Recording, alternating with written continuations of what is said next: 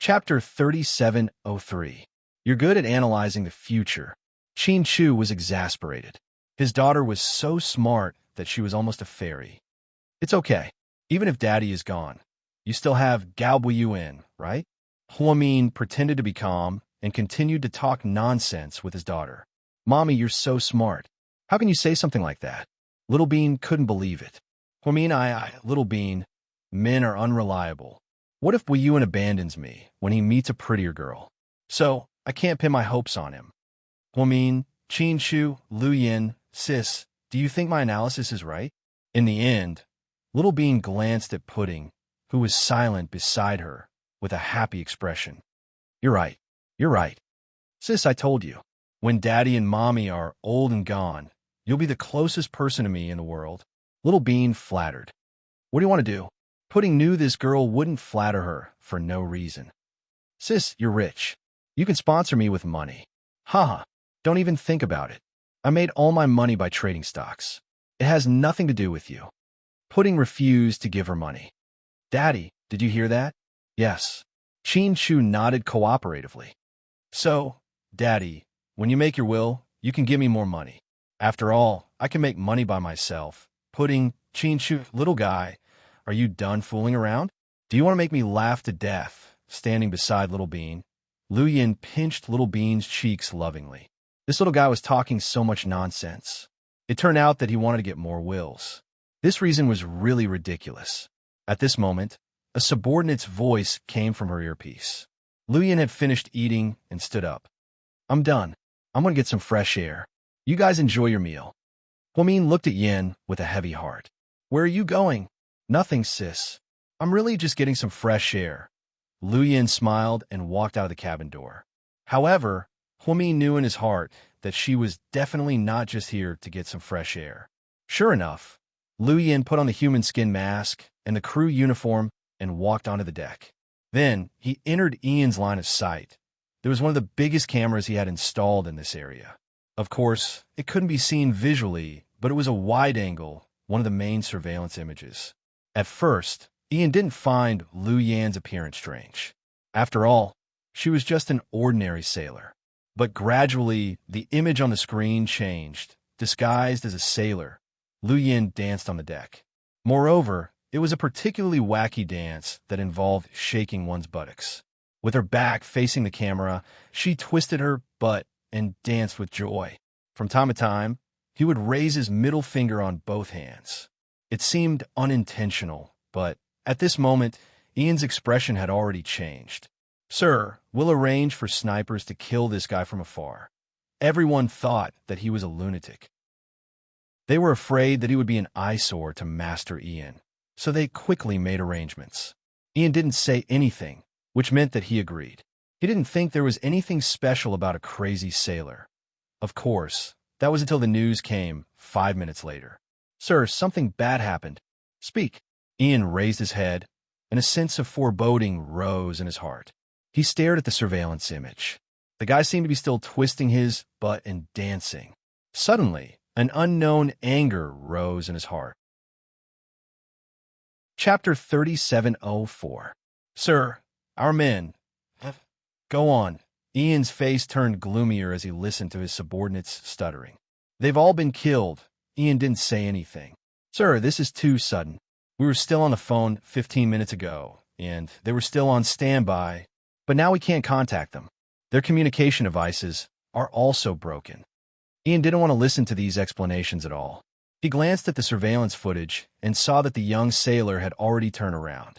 It was a very unfamiliar face. He had never seen it before, but that sailor seemed to know that he was watching him. He smiled and said something to him on the surveillance camera. Because it was Chinese, he spoke very quickly and didn't hear him clearly. Get someone who understands Chinese and translate it for me. What did he say? 5 minutes later, the translator stood beside Ian, trembling with fear. Sir, what did that person mean by his words? He said, obviously, it wasn't anything good. Even the translator didn't dare to say it. If you don't want to die, hurry up and say it. Ian finally lost his patience. He stood up and grabbed the translator's neck with one hand. I'll say it. Sir, That person said that you'll always be as stupid as a pig. Ian, everyone thought that the boss would explode in anger and that a storm would be inevitable. But he didn't. Ian smiled and sat down. My little vixen, how are you so smart? Why didn't I think of you coming? Ian muttered to himself. His subordinates listened ambiguously, but they didn't dare to ask again. Then, 50 seconds later, the surveillance footage on Ian's side was all cut off. Sir, I'll go find a hacker to fix it now. No need. Ian reached out to stop him. The images that we saw were what she wanted us to see. Lin Sanji said.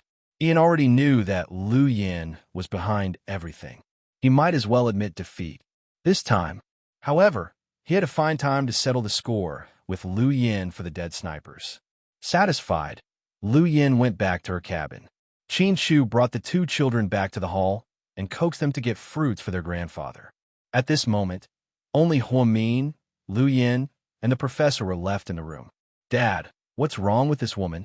Liu Yin remembered that Niao Lingxian was still unconscious when she dragged her in. The professor walked over and raised his hand to lift her eyelids. He looked at her pupils and then felt her pulse. Then, he said with certainty, she was hypnotized. Hypnosis? Huamin was slightly startled. This was something she had never thought of. Yes, it's a very advanced technique called deep hypnosis.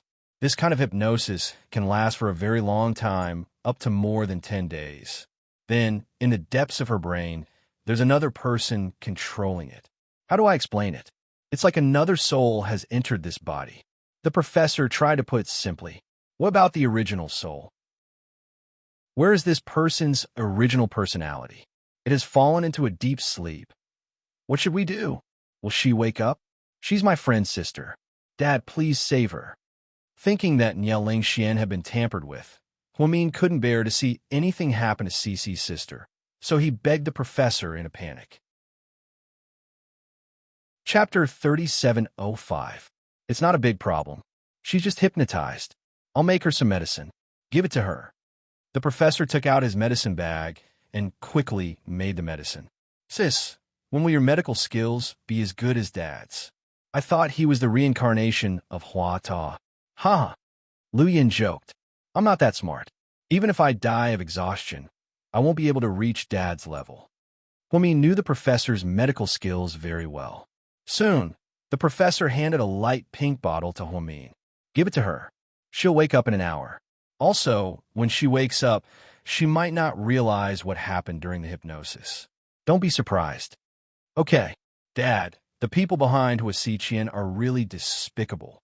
How could they use such a despicable method to embarrass themselves? Liu Yin didn't think it was a big deal. No, they are very powerful. I have not seen such deep hypnosis for more than 10 years. You two sisters, from today onwards, you must be even more careful than before. Those people will not let this matter rest. The professor and Liu Yin didn't plan to stay for long. Liu Yan's subordinate drove the submarine to the cruise ship. Boss, we can go now. Her subordinate's voice came from her earpiece. Liu Yin looked at the professor. Dad, we should go now. So soon. Huamin was a bit unprepared. To be more precise, he was reluctant to leave. Soon? According to the original plan, Dad and I would stay for at most an hour. Now, an hour has passed. We ate dumplings and danced. Liu Yan's eyes were full of smiles. Okay, I know it's not easy for you to come here. I won't stay any longer. Anyways, Dad, Yin, you two are the best birthday presents for me today. Shouldn't I hug you here? Liu Yin interrupted. With tears in his eyes, Huamin walked up to Liu Yin and gave her a big hug. Although Huamin wanted to go forward and hug her father, she saw the professor standing there with a serious face, so she didn't dare to go over. Sis, wait for the birth. Listen to brother-in-law. You might not know how much trouble brother-in-law and I helped you solve on a ship today. In short, you're in a very dangerous situation now. I know. Huamin nodded obediently. Let's go. The professor wanted to say something else, but he remembered that Mian was a calm person, so he didn't say anything. Therefore, he turned around and left through the secret passage. Dad, you have to take care of yourself. Huamin couldn't help but shout as he looked at the old man's back. The professor only hummed in acknowledgement, but he did not turn around. Then, he and Lu Yan jumped into the sea through the secret tunnel. Lu Yan's subordinates welcomed them into the submarine. Huomi knew that the three of them did not feel good about being separated like this. However, as long as those bad people were alive, the three of them would not be able to enjoy the happiness of a family reunion. After the professor left, Huomin had no time to feel sad. She fed Niao Lingxian the potion the professor made. Sure enough, she woke up in less than 20 minutes. Doctor, Hua, why are you here? Niao Lingxian's voice was soft, just like before. It's my birthday party. Huh? Party? Why am I here? The professor was right. Niao Lingxian couldn't remember anything. At least, she had lost all her memories during the hypnosis. Chapter 3706. You really don't remember anything? Niao Lingxian stood up slowly. She was still confused. Don't worry. Think about it slowly. What's the last thing you remember? Huomin slowly explained to her. I remember. I was in Los Angeles. I went for coffee and then... I don't remember anything. The last thing Niao Lingxian remembered was drinking coffee in a coffee shop in Los Angeles. Obviously, someone had done something to her at that time. The coffee was drugged, and she was taken away to be hypnotized. Then, she went to New Orleans, saw Cece, and asked for an invitation. At that time, Niao Lingxian was already under someone's control. Thinking of this, Huomin felt scared. Dr. Hua, what happened? Niao Lingxian's eyes were filled with fear. She remembered that she was in the United States. Why was she on a cruise ship? And she was in China? Why didn't she remember when she came back? Miss Nia, this... I can't explain it in a few words, so you have to remember what I'm going to say next. Okay, don't talk about this anymore. Don't tell anyone, not even your agent, and don't mention anything about your return to China. You'd better book a plane ticket and go back as soon as possible. Just pretend that nothing happened. Also, in the future, you have to send more bodyguards. It seems that some people with bad intentions are targeting you. Of course, I suggest you go to New Orleans to accompany Cece. She's pregnant and has nothing to do there. Also, the security at Rick's house is top-notch. Of course, these are just some suggestions I'm giving you. Thank you, Dr. He. Niao Lingxian knew that Huomin might be hiding something from her, but she knew that Huomin wouldn't hurt her. Then, Huomin walked Niao Lingxian out and went to the living room. Seeing Huomin return, and was the first one who couldn't sit still. President Hua. Yeah, where's Lu Yan? And couldn't wait. She left. Huomin wanted to say that Lu Yan had never been here, but since an asked, he must have seen something, so he decided not to lie. Left? So fast. Xiaoan found it hard to believe. And you know Yan's identity, don't you? Yes. Then you should know that she has a lot of enemies. I know. So the longer she stays here, the more dangerous it will be for her. Yes, I understand. Her return is a secret, and I hope you won't tell anyone. I won't tell you. It's just a pity that I didn't get to see her and the food. And lowered his head in disappointment. Ever since he found out about Lu Yan's identity, he had given up on his wishful thinking. He just wanted to see her, but it turned out that just seeing her was so extravagant. I'm sorry. If there's a chance, I'll give it to her the next time she comes back. All right, and nodded. Just as he was about to turn around, he suddenly thought of something and turned to Huomin. President He, President Su is injured. Injured? When? When he was catching Niao Lingxian, she stabbed him. Then, he wrestled with Hua Xiqian. I asked him to get you to bandage his wound, but he refused and insisted on enduring it. But I think it'll be bad if the wound gets infected. Okay, I got it. Leave it to me. Hearing that Suyu was injured but didn't say anything, Huomin felt bad. So, she walked directly to Suyu's seat. You, get up and come with me. Huomin's face was dark. What's going on? So you didn't know why Huomin was suddenly angry. Chapter 3707. She was also puzzled by Huomin's attitude towards Suyu. That shouldn't be the case. Huomin was always kind to everyone, not to mention Suyu, who was so close to him. Dr. Hua, what can I do for you? Suyu followed Huomin out anxiously. Then, he couldn't help but ask tentatively. However, Dr. Hu didn't say anything and just led the way. Then, Lord Su suddenly felt that something was wrong. Hua Min's expression didn't look right. Su followed her until they reached the door of Hua Min's private lounge. Hua Min stopped in his tracks. Before he could speak, Su glanced at the room awkwardly and then looked at Hua Min. Dr. Hua, this isn't a good idea. Hua Min crossed his arms and bit his lip as he looked at Su without speaking. Although I'm tall, strong, handsome, and unparalleled, you have a husband. If we do this, we'll be letting President Qin down. What are you talking about? Hua Min didn't know whether to laugh or cry. Besides, you're so pregnant now. I'm not interested in pregnant women. I'm sorry. Hua Min, so, Dr. Hua, I'm going to disappoint you this time. I can't do anything to let President Qin down. With that, Su turned around and found an excuse to leave. Stop right there, Hua Min suddenly roared. Su was so scared that he immediately stopped in his tracks. Damn it. He wanted to fool him, so he deliberately made up nonsense.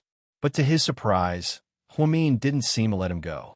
Come in with me, Hua Min said and opened the door.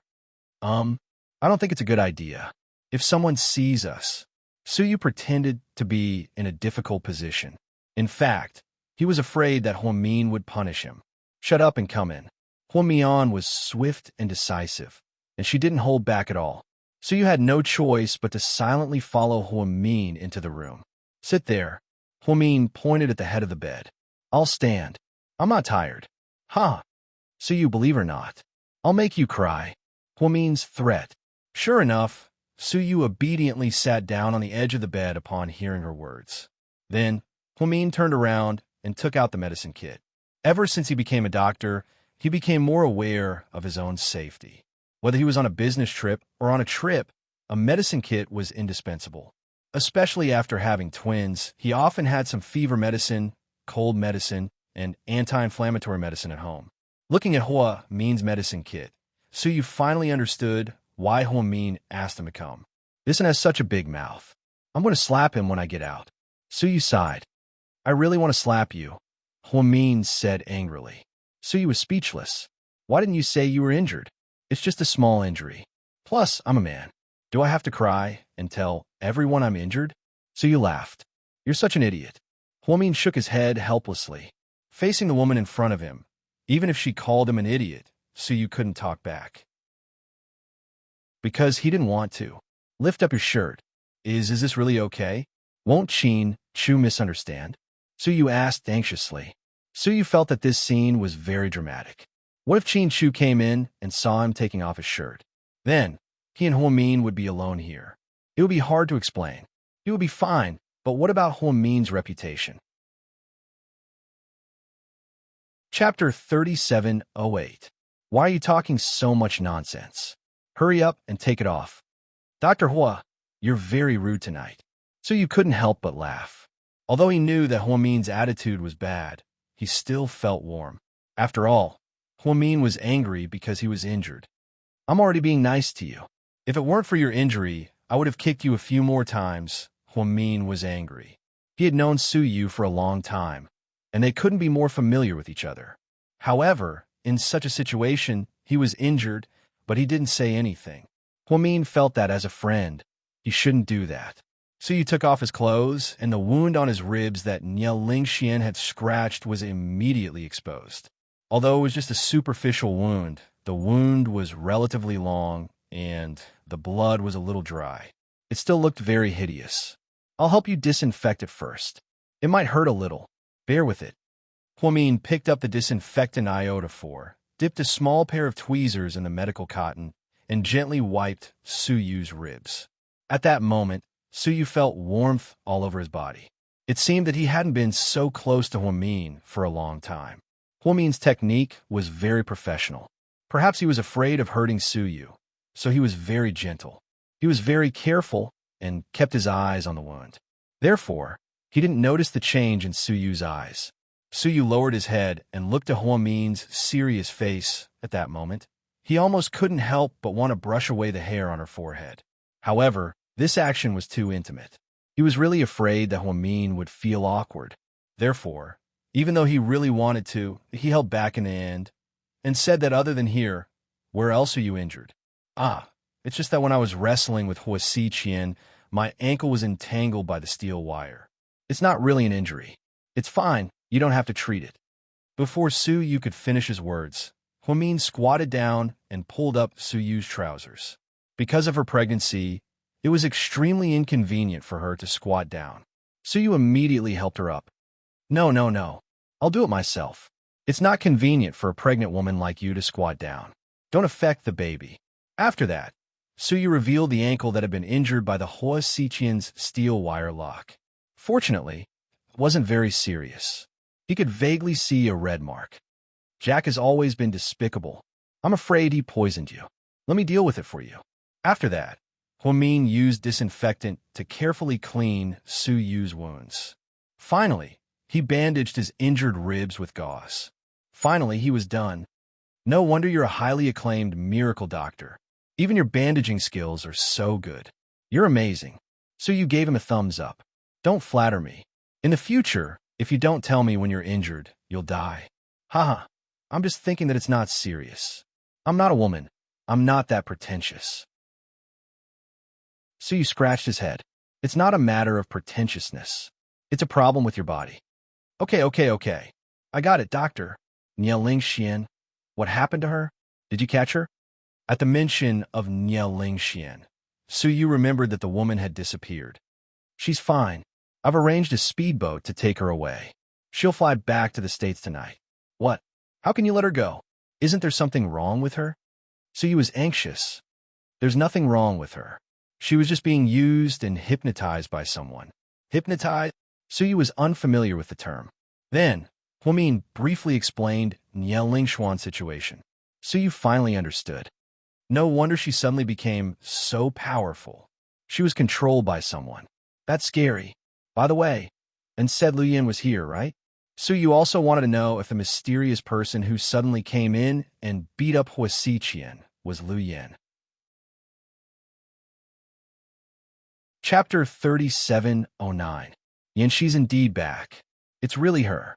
Where's she? She left. So fast, yeah. But our boat hasn't docked yet. How did she leave? Was it the same as sending Niao Lingshin off? A speedboat? Su Yu, I can't explain everything about Yin in a short time. I'll tell you later. Don't ask. Haha, don't misunderstand. I'm not interested in Lu Yin. It's Mr. and I know, and ask me about it. Sure enough, this guy is really... Su Yu couldn't help but laugh. Are you thirsty? I'll get you a glass of water. Huamin suddenly asked gently. So nice. Dr. Hua, do you have a favor to ask of me? Su Yu wasn't used to Huamin suddenly being so nice to him. Yes, I want to take one of your kidneys. Will you give it to me? Huamin said angrily. Huamin actually had mixed feelings about Su Yu. Most of all, he felt guilty. Su Yu was always at the forefront of her family's affairs. This time, Su Yu was duty-bound to hunt down Hua Xiqian because of Qin Chu's words. She felt that Lord Su was really loyal. So, she really wanted to treat him better. Even though she had deliberately kept a distance from him before, she still wanted to treat him better. Su Yu was a good man among good men. After Zheng Ro failed to eavesdrop, she could only wait for death. However, she was still a person who didn't want to be left out. She saw Su Yu follow Huamin out and sneakily follow behind them. Then, she saw the two of them walk into the room together. At first, she was a little surprised. Then, she smiled strangely. In the hall, the performance had finished. It was time for the buffet. Tang Chuan was very generous. The ingredients he chose were all Huamin's favorite seafood dishes. Any table would cost an astronomical price. After taking care of the two children, Qin Chu planned to settle down the people who had been dealt with on the ship. She bumped into Zheng Ro. Chairman Qin, what's the matter, Miss Zheng? Qin Chu had always been extremely cold to women other than Huamin. Do you know where Huamin is now? Qin Chu didn't say anything. He knew that she had more to say. To be honest, if I hadn't seen it with my own eyes, I wouldn't have believed that she and Su Yu. If you have something to say it all at once. My time is a bit precious. Qin Chu didn't have a good impression of this woman, so he didn't have any patience. Lu Yin had put an anti-eavesdropping device in her bag. As long as she got off the ship and contacted her boss, Luyan would be able to find out who Zheng Ro worked for. I saw Huamin and Su Yu together. They went into a room. So what? Qin Shu's face was calm, as if this had nothing to do with him. President Qin, you can't be that generous, right? You know that Su Yu has always had feelings for Huamian. The two of them went to a room together. Miss Zheng, don't meddle in their affairs. Whatever happens between them has nothing to do with you. You're not Su Yu's subordinate. Even if you're jealous, Han Yueyao should tell me.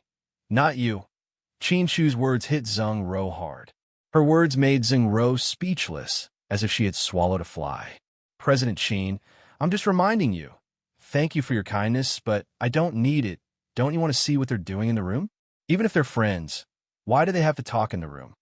Zheng Ro deliberately raised her voice to attract the attention of the people around them. Qin Shu's face turned darker and darker, thinking, this woman is really vicious. Chapter 37:10. Zheng Ro, what on earth do you want? If you want to drive a wedge between us, I advise you to save it. Qin Shu's eyes were extremely cold. He thought the person standing before him was a woman. If he didn't see her, she would have been lying on the ground by now. President Qin, how can you think like that? I'm good friends with Dr. Hua. How can I drive a wedge between them? I just think. She and Su Yu are alone in the room. What's the matter? Zheng Ro's unreasonable behavior attracted more and more onlookers. Qin Shu wasn't a hot-tempered man. Otherwise, he would have thrown Zheng Ro into the sea to feed the sharks. Before Qin Shu could speak, the door to the innermost lounge opened. Su Yu walked out with Huamin. Zheng Ro, if you have any grudges, just come at me. Don't give my husband a hard time. He's worked hard for my birthday party, so I don't want to bother him with random things. With a smile, Huamin took Qin Shu's arm. Mian, what are you talking about? That's not what I meant. I just think you're a married woman. You went into the room alone with Su Yu in front of so many people.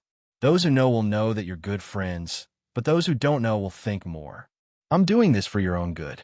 Zheng Ro continued to play innocent. I'm sorry.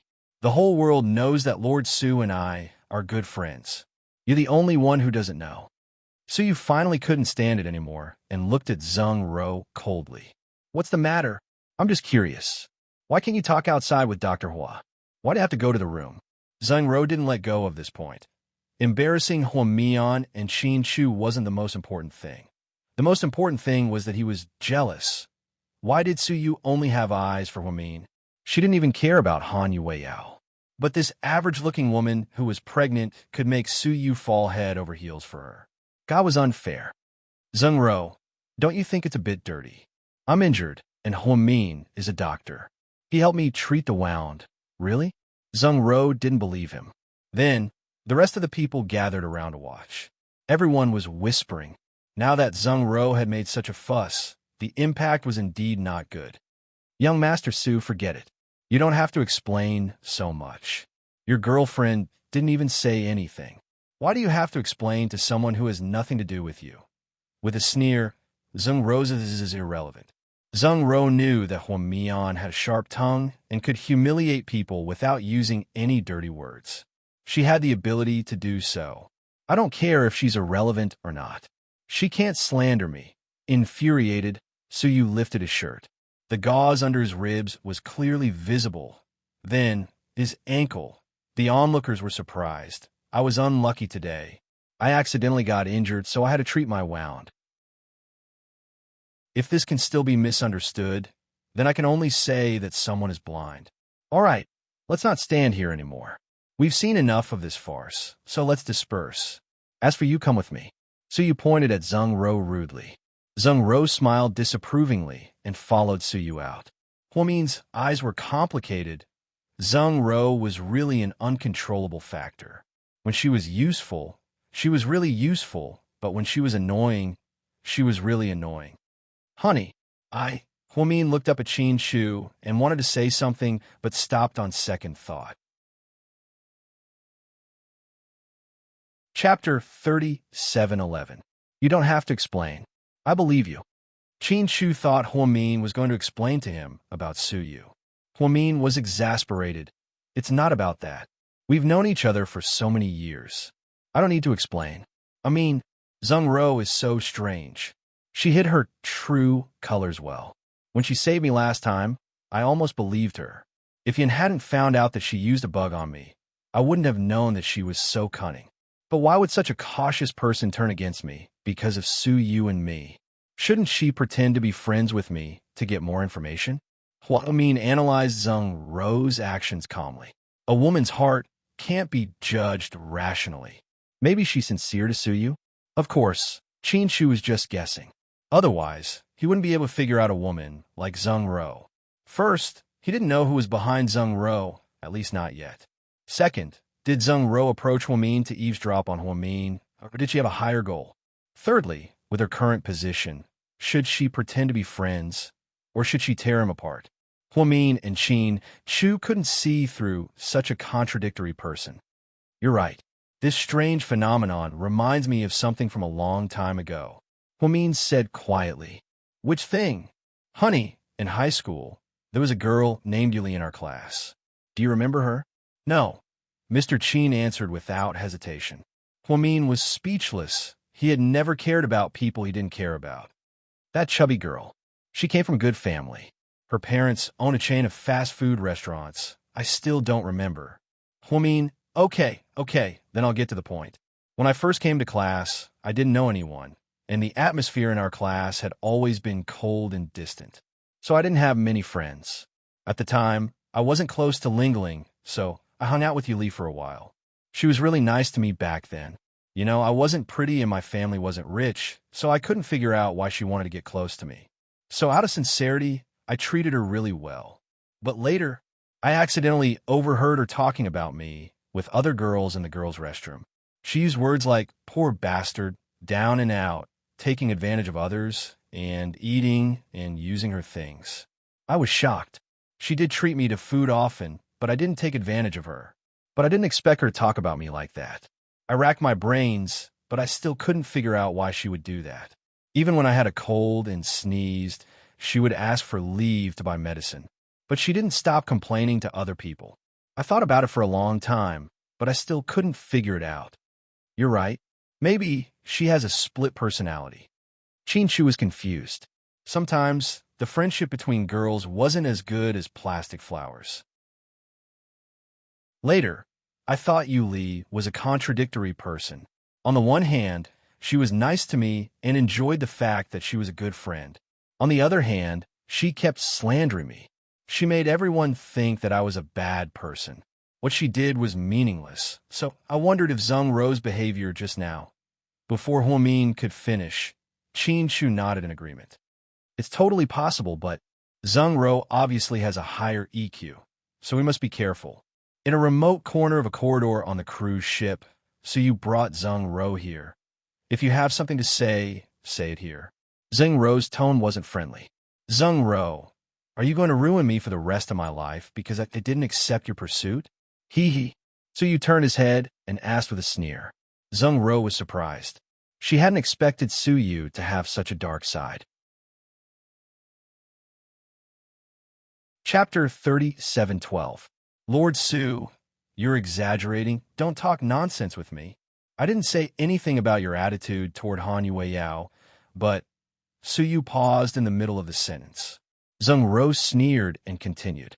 But Huamin can't do that because she's the one in your heart. So, you can't let her suffer a little. Hee, right? Then your decent girlfriend is just cannon fodder. I really pity her just like me. Now I finally know why the women around you hate Huamin to the core.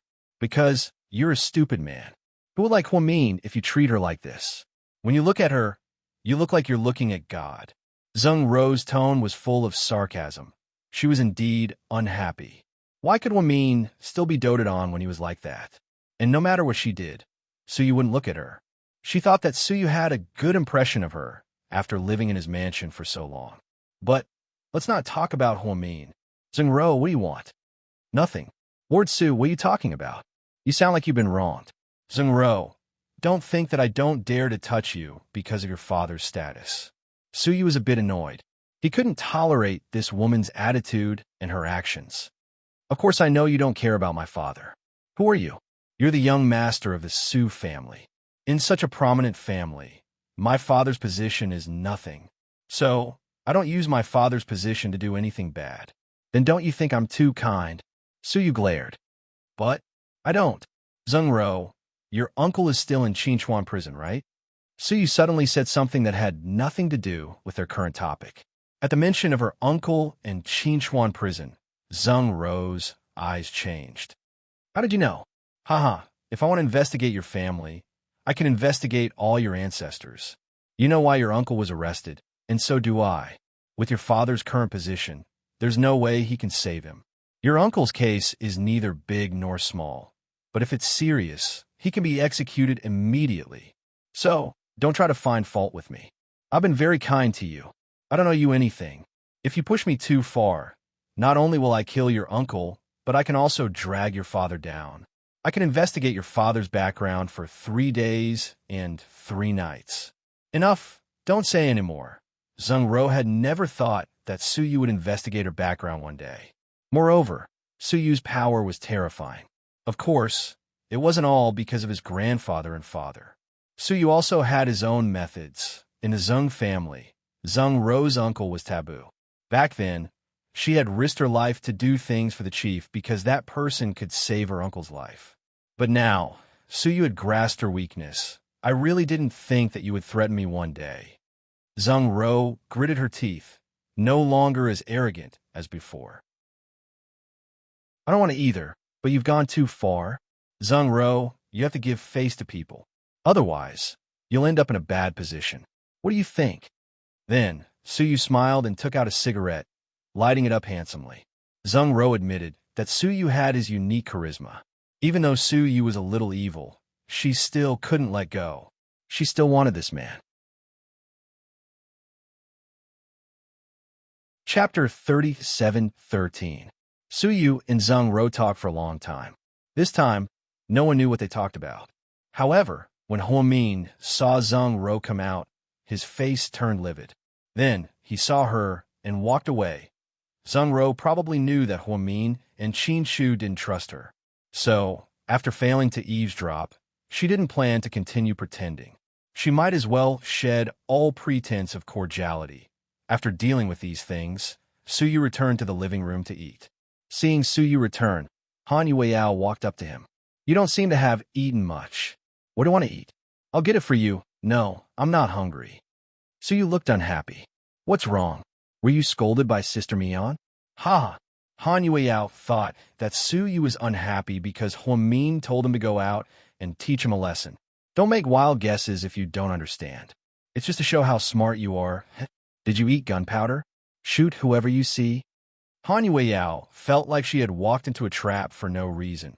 In the corner of the living room, Qin Shu's mother and Qin Ning were coaxing the twins. The 2 children were crying silently. No matter what was asked, they wouldn't answer. They didn't eat the food she gave them. Mrs. Qin was so anxious. Io, my little sweetheart. What's going on? Everything was fine. What's going on? Pudding, why are you as noisy as Little Bean? What's wrong with you two?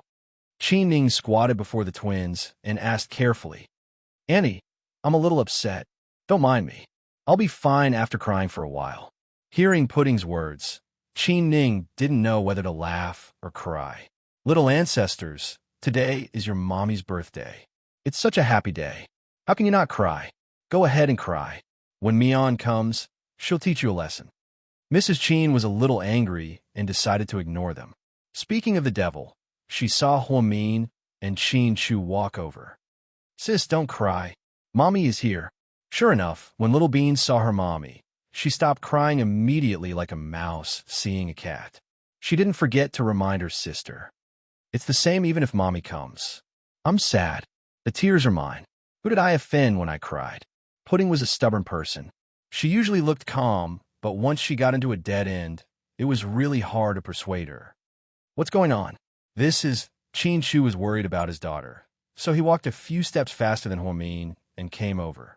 Okay, now that your parents are here, I'll go to the side first. Seeing that her son and daughter-in-law were here, old madam didn't say much. She pulled Qin Ning to make room for Qin Shu and Huamin.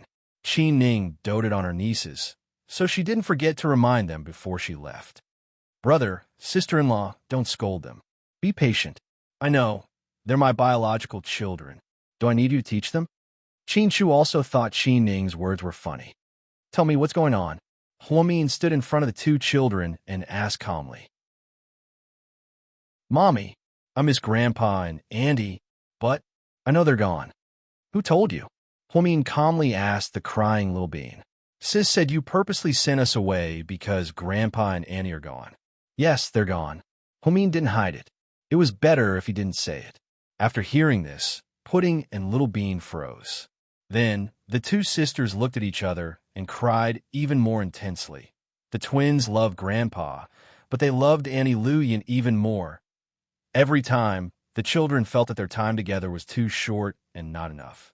Therefore, they found it hard to accept parting. Huamin and Qin Chu understood this feeling. So, are you going to cry until tomorrow morning? Huamin continued to interrogate them. Chapter 37:14. The twins looked at each other and didn't dare to say a word. Good. You like to cry, right? Mian. Qin Chu couldn't stand it anymore. He pulled Huamin aside and pleaded for his daughters. Honey, don't get involved in this. Huamin warned Mr. Qin in a serious tone. Then, the two kids realized the situation was getting serious. Mommy, Little Bean was about to beg for mercy. Shut up. Listen to me. You two like to cry, right? Don't you like to use your tears to gain sympathy? Very good. Come on, keep crying. Whoever stops first loses. The loser will cancel all 8 days of vacation next month and go to English classes. Little Bean, Pudding, Mommy, you're kidding, right? Little Bean stopped crying and looked at Huamin in horror. I never joke with my children. The countdown starts now. Come on, cry. I'll watch you two and see who wins. Pudding and Little Bean stopped crying immediately.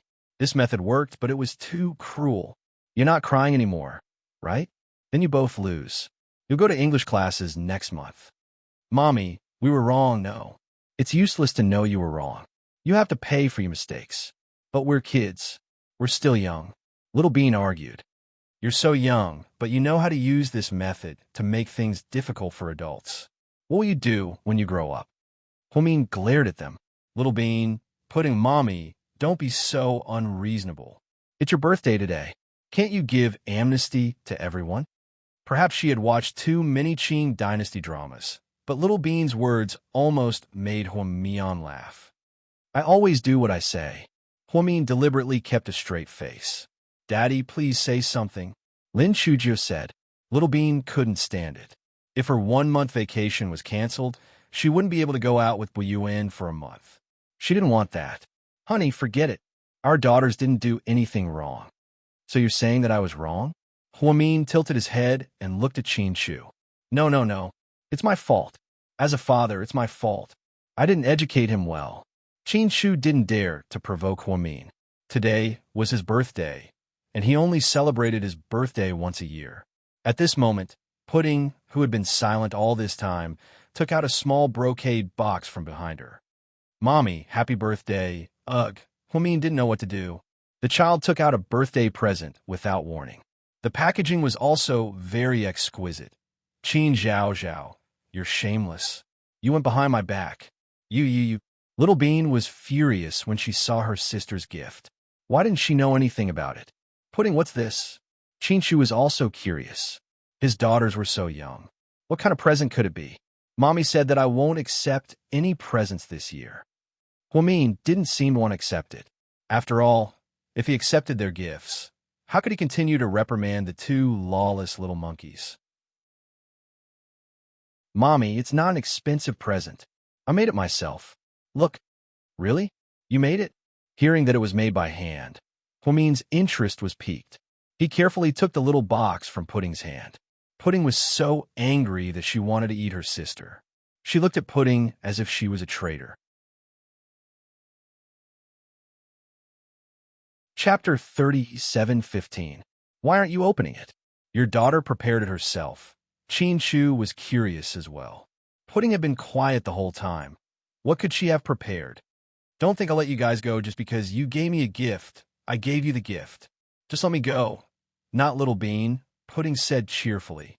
Little Bean, Why did she feel that she had been tricked by her elder sister when she cried together with her elder sister?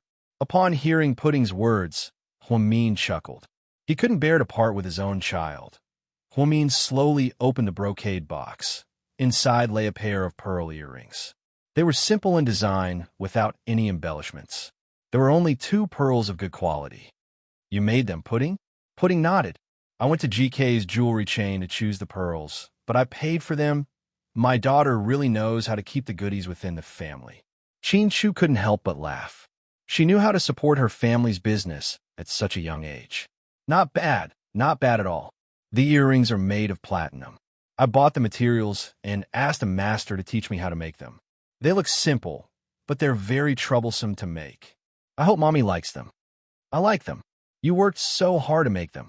How could I not like them? Huamin felt warmth in his heart. Sis, is this okay? Didn't we agree that we'd go together? Are you kicking me away? Little Bean said angrily. You can give me half of the money now, and then we'll both give them to you. Okay. Little Bean nodded like a chick pecking at rice. How about this? I don't want the platinum part. You can pay for one of the 2 pearls, Pudding said slowly. No problem. How much? Little Bean thought that she still had a few thousand yuan in her WeChat Red packet. It should be enough. The 2 pearls are 120,000 yuan. You can give me 60,000 yuan. Damn, 60,000 yuan? Are you robbing me? Little Bean opened her mouth wide. How can you say that I'm robbing you? I bought them from Daddy's jewelry store. There's a receipt. Are you indirectly saying that Daddy is robbing you? Little Bean, Chin-Chu was speechless. It's really 120,000. Forget it. Pretend I didn't ask. Sis, you have a big family and a big business. You should take care of it yourself. I don't have money. Hearing that it was 60,000 yuan, Little Bean would never agree to bear it. How long would this amount of money be enough for them to eat ice cream for? It's really that expensive. Huamin's heart ached. Mommy, this is the cost price. Pearls are very expensive. They're of high quality. If you don't believe me, you can ask Daddy. Our family's jewelry is indeed high-end. Honey, you don't have to feel guilty. Your daughter is a rich woman. Just keep it. Chin-Chu tried to persuade Huamin with a smile. He knew that Pudding had made a lot of money in the stock market recently. Ever since she bought Huasiqian's shell company, she had become even more successful. All right, then I'll accept it. Huamin was very happy and carefully put the pearls in his pocket. Mommy, then what happened just now will cancel it out. Look, we're not crying anymore. Pudding took the opportunity to negotiate. You're the best at negotiating with me.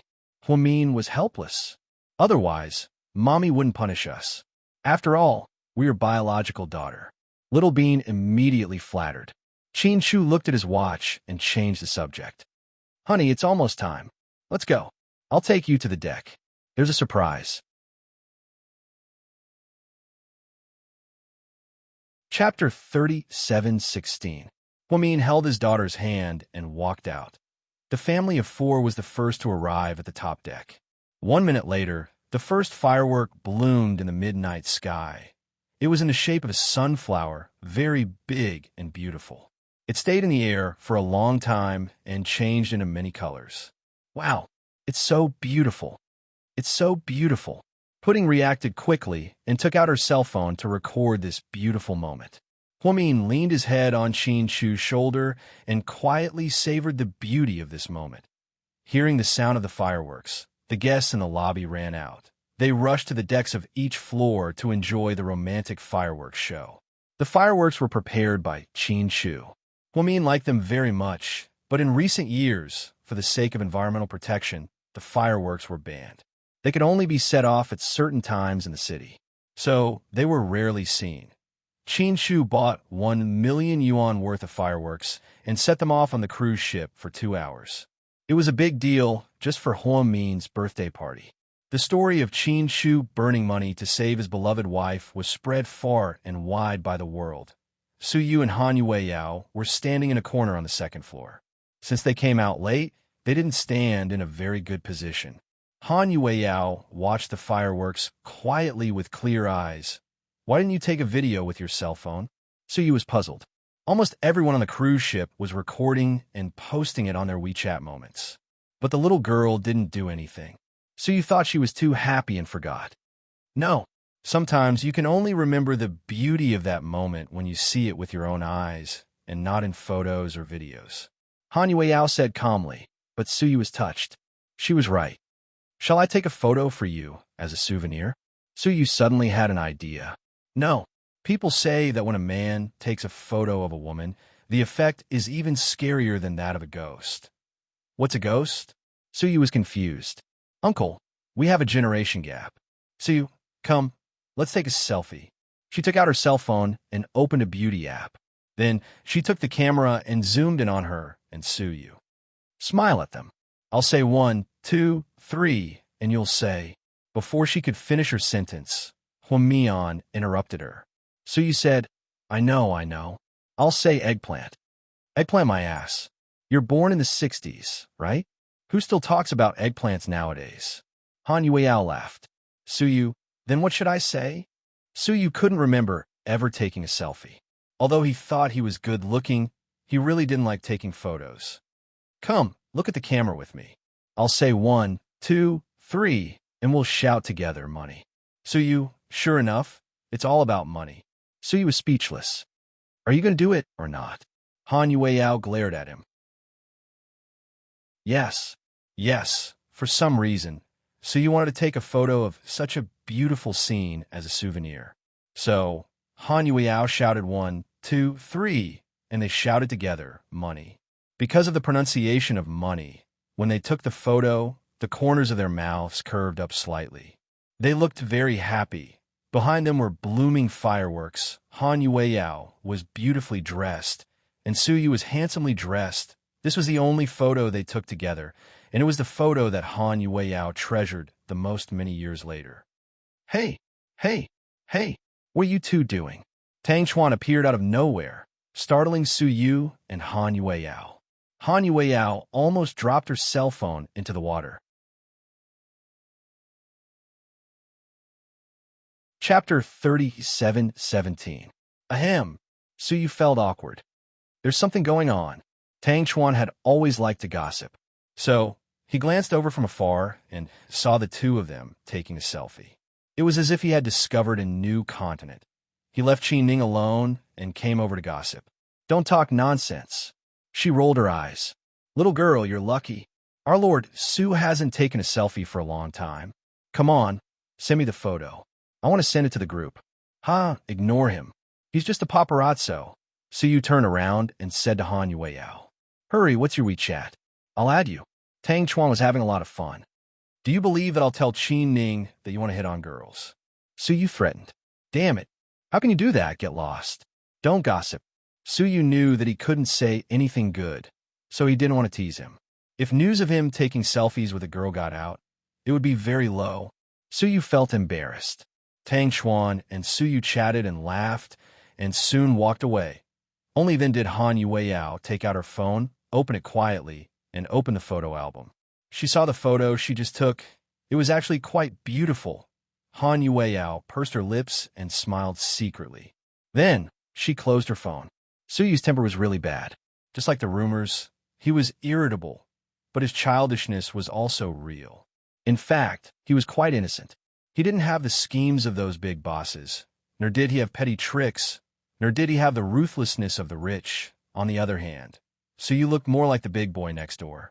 Han Yueyao felt that if it weren't for Qin Chu, she would have been like this. Perhaps even an excellent woman like Huamin wouldn't be able to resist Suyu's gentleness. After all, he was so good. Many people were amazed by the fireworks, and many couples took pictures together, made wishes, and even kissed. Huamin's birthday party had turned into a Chinese Valentine's Day. Shun Mingxi didn't go out to watch the fireworks with the others. He just sat in the corner of the hall, quietly drinking champagne. While watching the fireworks, Wei Ying looked around for Shun Mingxi, but didn't see him. He searched all 3 floors, but there was no sign of it. When she finally returned to the hall, she saw him sitting in the corner. He looked so lonely. His head was lowered, and no one could see the expression on his face. Wei Ying didn't know what was wrong with her. Perhaps all women were sentimental by nature. When she saw the beautiful fireworks and remembered that Shun Mingxi was also on the boat, she really wanted to watch it with him. Ever since she knew that Huamin had told her about Hua, Yinyin, and Yi Gongzi, she was even more unwilling to manage that boring man. Mingxi bro, Wei Ying called out and walked over briskly. Why didn't you go watch the fireworks? Shen Mingxi looked up and smiled, but his smile was a little forced. I did, but I didn't see you, so I looked around for you. There were too many people. I didn't want to join in the fun. But the fireworks are really beautiful. I heard that Sister Mian likes fireworks, so her husband bought them for her. It's a custom-made batch from a fireworks factory. It's beautiful. I've never seen such gorgeous fireworks. If you like it, watch it for a while longer. I want you to watch it with me, Wei Ying blurted out. Shen Mingxi licked his lips. He didn't speak, but his expression was complicated. Wei Ying blushed and waited for Shen Mingxi's response and reaction, probably because she felt she was too direct. Chapter 37:18. Big Brother Mingxi, do you hate me? Wei Ying thought that Shen Mingxi misunderstood her because she was close to Yi Zhaoyang. In fact, there was nothing between her and Yi Zhaoyang. That guy was very enthusiastic, but she didn't have feelings for him. No, Shen Mingxi felt extremely guilty and conflicted. He had already given up on Wei Ying. Yes, he felt that he couldn't give her happiness. Not to mention the hurt he caused to Wei Ying before. Just Wei Yin was enough to turn everyone upside down. So, he did feel sorry for Wei Ying. He was sorry in the past, and he was even more sorry now. If not, then come watch the fireworks with me. Before Shen Mingxi could speak, Wei Ying mustered up the courage to. She took Shen Mingxi's hand and ran out. Shen Mingxi couldn't say anything. Wei Ying's initiative reignited the fire of hope he had given up. Sometimes, fate was really strange. After going around in circles, the person you met might still be the same person. Wei Ying knew that her second brother, Wei Liao, sister-in-law, and Wei Yunshu were all on the third floor with Huamin and the others. So, to avoid her brother's sight, she pulled Shen Mingxi to the first floor of the cruise ship. There weren't many people here, but Wei Liao couldn't see them no matter what. Yi Zhaoyang was surrounded by Wei Ying's best friends and couldn't get away from the group of women. So, at this moment, their time together was peaceful. He looked at the fireworks in the sky and then at Wei Ying standing beside him. Shen Mingxi felt like a lifetime had passed. If it wasn't for him back then, after marrying Wei Ying, his happy life would have begun. He wouldn't have had to suffer so much in the middle. Big Brother Mingxi, what are you thinking about? Wei Ying turned her head and looked at Shen Mingxi strangely. Nothing. I'm just thinking about the past, he said perfunctorily. Ha. Mingxi, do you remember when we were 10, my grandma's birthday? Back then, fireworks weren't popular yet. Everyone was setting off those really loud firecrackers. I was so timid that I covered my ears and didn't dare to go out. Then, you hid in my backyard with me. You were afraid that I would be bored, so you played checkers with me. Yeah, your Chinese chess skills are amazing. Shen Mingxi was instantly brought back to that year's memory. I was afraid that you wouldn't play with me, so I lied to you.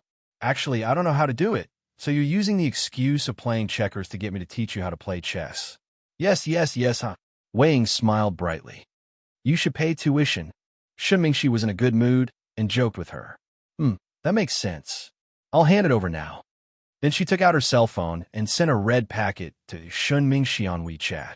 Shen Mingxi took out his phone in shock. He was just joking. Why did Wei Ying take it so seriously? I don't want to. Are you dumb? I'm just kidding. Open it and take a look.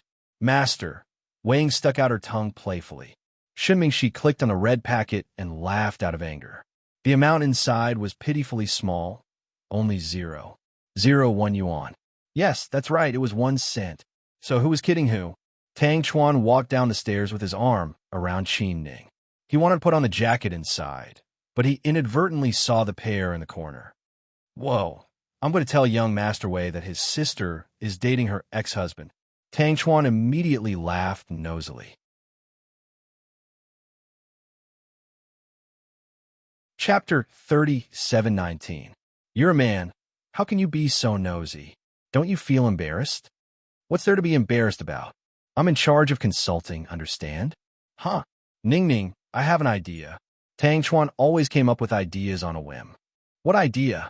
After we get married, you still don't have a job in China, right? What? You want to find me a job? Can't you afford to support your wife? Qi Ning rolled her eyes. Of course not. I can support you until you're 1,000 years old. Do you think I'm a turtle? 1,000 years?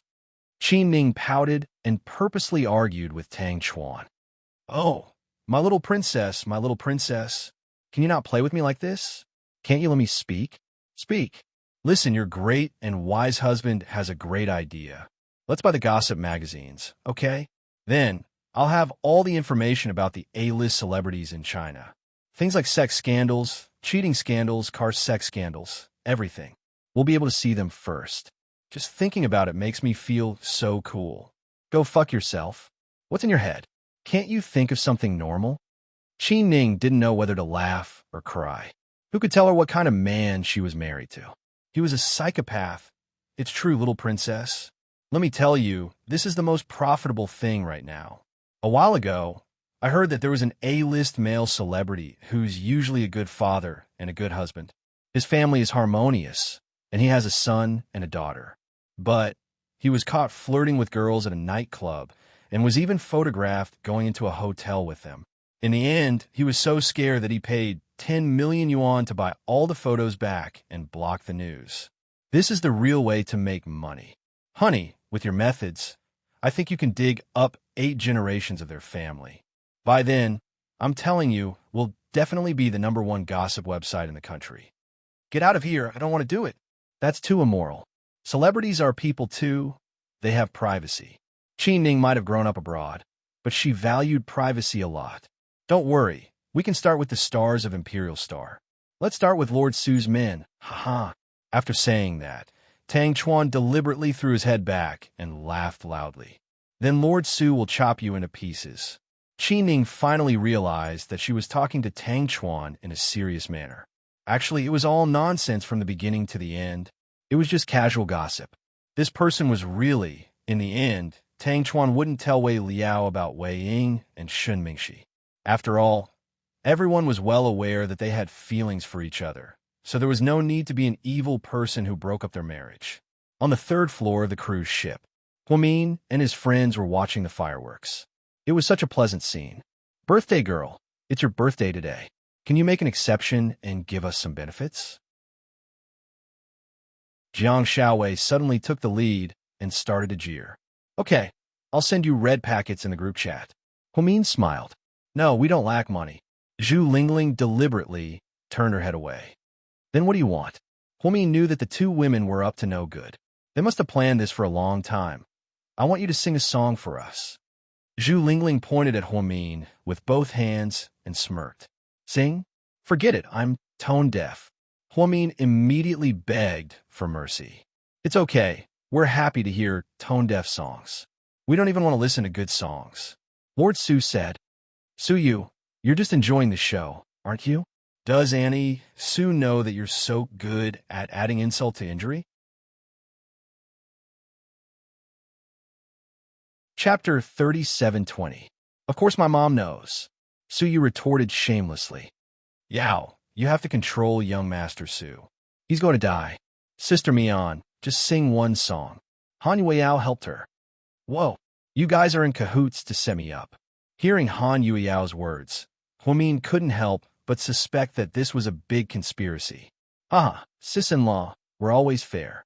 In the States, we always vote. Let's vote by a show of hands. To be fair, if one person objects, we'll veto. That's democracy. Come on. If you want to hear Ms. Huamin sing, please raise your hands. Then, she raised her right hand high. Jiang Shaowei and Zhu Lingling raised their hands together. Gao Ran and Wei Liao were definitely on Huamian's side. Tang Chuan and Su Yu looked at each other and raised their hands with evil intentions. Standing beside Su Yu, Han Yueyao also raised her hand quietly, not daring to look at Huamin. Ha, you guys are awesome.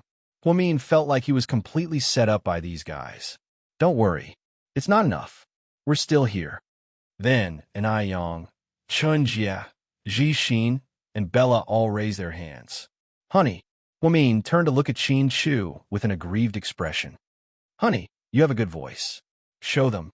Don't control yourself. Then Mr. Chin also raised his hand. Huamin felt his head buzzing. You guys, aren't you going a little overboard?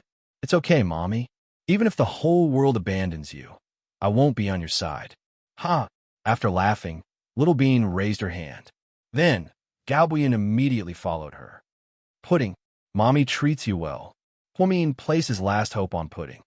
Mommy, I understand what you're feeling right now. Yes, yes. Mommy doesn't know how to sing, and they're all bad people. So, Pudding, you have to help Mommy turn the tables, okay? Mommy, I think you can give it a try. Pudding said. Pudding, Mommy, just sing and let them know how terrible your singing is. Then, no one will dare to ask you to sing again. Isn't that a good thing? Once and for all. Huamin, after Pudding finished her words, everyone burst into laughter. While Huamin was in despair, Pudding and Wei Yunshu also raised their hands. Okay, since no one is against it, you can start preparing. Qin Ning smiled. Can I raise my hand to object? Objection overruled, Qin Ning said. It looks like I have to show you my singing voice today. Huamin was speechless. Yes, even if you sing Two Tigers for us, we won't blame you. That's impossible. At least Two Tigers has lyrics. I should sing Perturb until the end. The noise will kill you. Huamin angrily put her hands on her hips and looked at these traitors. She was heartbroken. She was mercilessly isolated by everyone. Sis-in-law, do you need accompaniment? I'll call the band. Qin Ning smiled. No, sis-in-law, then get ready. I'll turn on a live stream for you. After all, singing off-key is a special skill. Ha ha! I'll let you gain a lot of fans on the live stream platform and become famous all over the country. Tang Chuan took out his cell phone and showed it to Huamin. How can you bully me like this? Aren't you afraid that my son will come out and take revenge? Huamin touched his belly and scolded everyone in all seriousness.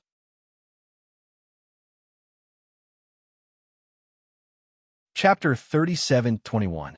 It's fine. It'll be 18 years later when your son gets his revenge. We're not afraid. Gao Ran interrupted. Hurry up and sing, sis. It'll be too late soon, Jixin mumbled. Hey, why didn't I realize that you liked to hit people when they were down? Huamin didn't know whether to laugh or cry. Was Jixin really his brother? Was he sent by monkeys to trick his sister? Honey, don't be afraid. When you sing later, I'll ask everyone to try their best to hold back, not laugh out loud. Qin Chu comforted him. Huamin, okay, Dr. He. Hurry up, it won't be romantic after the fireworks, Suyu urged.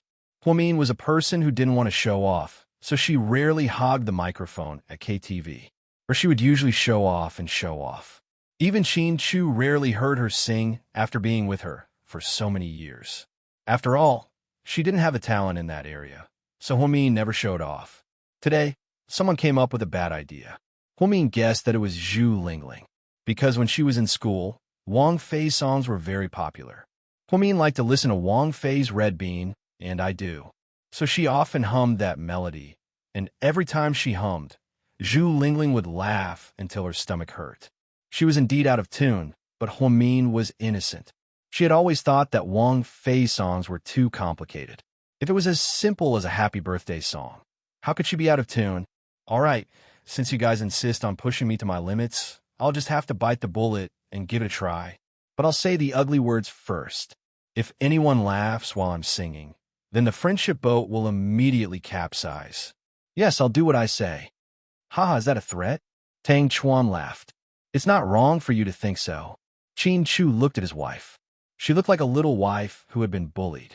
She was so cute. This time he had not wasted his time. He had gone all out and stood on everyone's side to trick his wife. She had indeed seen Huamin's extremely adorable side. This was as rare as a peacock spreading its tail. Then I'll sing you guys a song that I like recently. Huamin said, Okay. Is it Mao Bai's Cramping Up with Laughter and A Person Like Me? Tang Chuan thought he was smart. No, then it must be Jay's Confession Balloon or Tian Fusion's A Little Luck. Tang Chuan felt that these songs had the highest popularity, so it must be these songs. However, Huamin shook his head again. All right. Anyway, anything is fine. We'll listen to whatever you sing. After Suyu finished speaking, He sat in a circle with everyone. Huamin stood in the middle. Qin Ning even handed him a microphone. Sis-in-law, take it. Otherwise, the fireworks will be too loud and we won't be able to hear it. Huamin looked at the microphone in his hand and touched his forehead. What other tricks do you guys have? Bring them all out. Haha, that's all. Okay, contestant, you can start your performance. Zhu Lingling laughed until she was convulsing. Then, instructors, do you guys need to ask what my dream is? Huamin said deliberately. No need to ask. Your dream must be to bury all of us alive. Suyu guessed. Oh, Lord Su is smart. Huamin pointed at Suyu. Sis, don't waste time. Everyone is waiting. Hurry up. Jixin seemed to have not heard his sister sing in a long time and was looking forward to something. Chapter 37:22. Ahem. Since you guys are so sadistic, I'll sing for real. I won't be responsible if you throw up.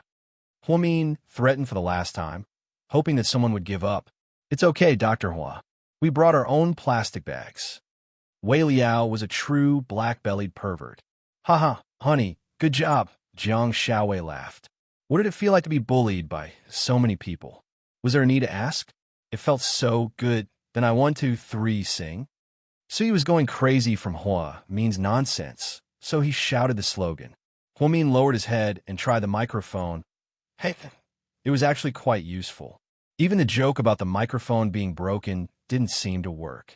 He might as well grit his teeth and sing a song. In fact, many of the people who did this were very good at singing, and N.I. Yang was even a god of singing.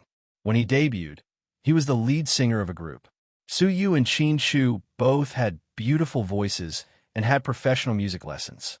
They were much better than Huamin. So, if he sang in front of so many professionals, Huamin felt that he would embarrass himself. So, he chose a relatively simple song. He just hoped that the tune wouldn't be too Spanish. So, after 3 seconds of silence, Huamin lowered his head and put a golden microphone on his mouth. Then he sang softly, sunny days or rainy days. Calm moods. Once I lost my toy and cried hard. Sunny days after the rain. The clouds are more beautiful. Like a rainbow, smiling. Be a brave little shining sun, facing the wind and flying forward, waving its wings. Bring hope to everyone around you. Warm the bridal chamber. You'll reach happiness, heaven. Mommy sang this song. Little Bean was speechless. I think it's amazing that this song didn't disappear. Pudding commented sincerely. Suyu, what song is this? It's pretty good. Suyu had never heard this song before, so he was quite excited. Zhu Lingling. It's for children. It's called Little Sun. My Mian is also talented. She said she wouldn't sing Two Tigers and Little Sun instead. Tang Chuan. Will she sing Little Moon next time? Jiang Xiaowei. Maybe she'll sing The Fifth Ring. And I think it's good that President Hu can sing. Let's not be picky. And I Yang. Sis, I admire you. And I Yang was overjoyed as he leaned on Chen Jie's shoulder. He didn't think that his genius sister would fail. Tone deaf? All right then, I'll pick a simple song to sing. The lyrics were less than 200 words, and the melody was as simple as counting ducks. Did I pass? So what's now? Shouldn't there be applause? Huamin held the microphone, feeling awkward. Good job. Honey, you're so good. Mr. Qin clapped by himself, but the sparse applause made it even more awkward in the middle of the crowd. What are you guys playing at? If you force me again, I'll... Don't jump. It's the ocean below, Tang Chuan teased Huamin. You're overthinking it, young man. What I mean is, if you're still not satisfied, I'll get my bodyguards to push you all down. Everyone, good. Mian sang so well. Come on, let's clap. Zhu Lingling saw that Huamian was using this trick, so she quickly went to support her. Only then did everyone laugh and clap. Then, Huamin tossed the microphone aside and took out his cell phone. At this sacred moment, he posted on his WeChat moments. Chapter 37:23. She wrote, My friends all say that my singing is terrible and that I'm tone deaf. I feel that I have too many friends. After reading it, everyone didn't know whether to laugh or cry. Huamin didn't sing Little Sun, because she wanted to use a nursery rhyme to get away with it. Others might not understand, but Qin Chu did. Huamin loved to sing because of the lyrics. For example, she was obsessed with Zhang Guorong's Silence is Golden for many years. Later, she even begged Qin Chu to sing a Cantonese version for her. It wasn't because she followed the trend. After all, it was a very old song. Many people from the 1990s or even the 2000s might not have heard of it. Huamin liked it because of a line in the lyrics. It went like this: "You're destined to be rich or poor. Wrong is never right. True is always true. No matter what you say, I'll stay true to myself. I'll always believe that silence is golden." So, Huamin's low profile over the years was the main reason why she was so successful today. After teasing Huamin, everyone dispersed. Some went to eat, some went to drink champagne, some went to watch the fireworks. Because Huamin was pregnant, Qin Chu was worried that she wouldn't be able to take it. So, he asked her to take care of the twins. He helped her all the way back to the resting room. "Honey, yeah? Did I sing well just now?" "Yes." "Haha, I know you don't dare to say that it's bad. After all, you're afraid that I'll be angry." "No, it was really good," Qin Chu said seriously. "Really?" Huamin was skeptical. "Honey, you're like a little sun. Not only do you warm me up, but you also light up everyone around me." "Oh, Mr. Qin, you're so mushy." Huamin covered her face with her hands, feeling hot. She truly felt that she was a little sun. She wanted her family and friends to be happy because of her. But she couldn't say this. It wasn't right for her to say it. Qin Chu was indeed the person who understood her the best in the world. And he could see it so clearly. "I'm not being mushy. I'm just telling the truth. Dr. Hua, you are the best." Huamin sat on the edge of the bed while Qin Chu squatted in front of her. He bowed his head gently and tied the loose shoelaces for her. Huamin felt that if she could live happily for the rest of her life, it would be God's greatest favor for her. Later on, when Huamin went through some unbearable things, when she endured the toughest test of fate, every time she felt that she couldn't live on, every time she wanted to die, she would think of this warm scene. Qin Chu bowed his head and tied her shoelaces. His handsome side face touched the softest part of Huamin's heart. Qin Chu was a very cold person. He rarely showed any emotions to others. So, his gentleness only belonged to Huamin. "What are you thinking about? You haven't said anything." When Qin Chu looked up, he saw Huamin staring at him in a daze. "Honey, will you be this good to me for the rest of your life? What do you think?" Qin Chu's lips curled up slightly. His signature smile was enough to make any woman's heart flutter. "I want you to say it yourself." Huamin was as willful as a child. She was pregnant, and she pinched Mr. Qin's flawless face with both hands. "Of course. What if I change in the future? I'm no longer the good Huamin. Will you still treat me like this?" Huamin's question was a little sad. Chapter 37:24. Qin Chu looked at Huamin's face and smiled. Then, he enunciated each word clearly. "Huamin, listen to me. You're Qin Chu's wife. You're the closest person to me in this world. From now on, even if you've committed a heinous crime, I'll still love you as much as I did in the past." Huamin knew that Qin Chu didn't like sweet nothings. Every word he said was from the bottom of his heart. So, at this moment, her eyes were slightly wet and her nose stung. "Don't tell me you're so touched that you're about to cry." Qin Chu reached out and rubbed the tip of Huamin's nose with his crooked index finger. It was a classic gesture of coaxing a child. "No, I'm hungry. Honey, I want to eat something." "Okay, what do you want to eat? I'll get someone to make it and send it over." "No, I want to eat your black pepper pasta." "Qin Chu, can I?"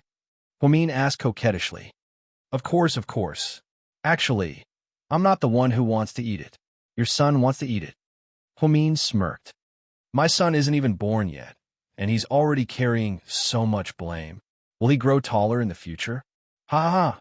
Huamin couldn't stop laughing sometimes. Mr. Qin's dry humor would make her laugh out loud.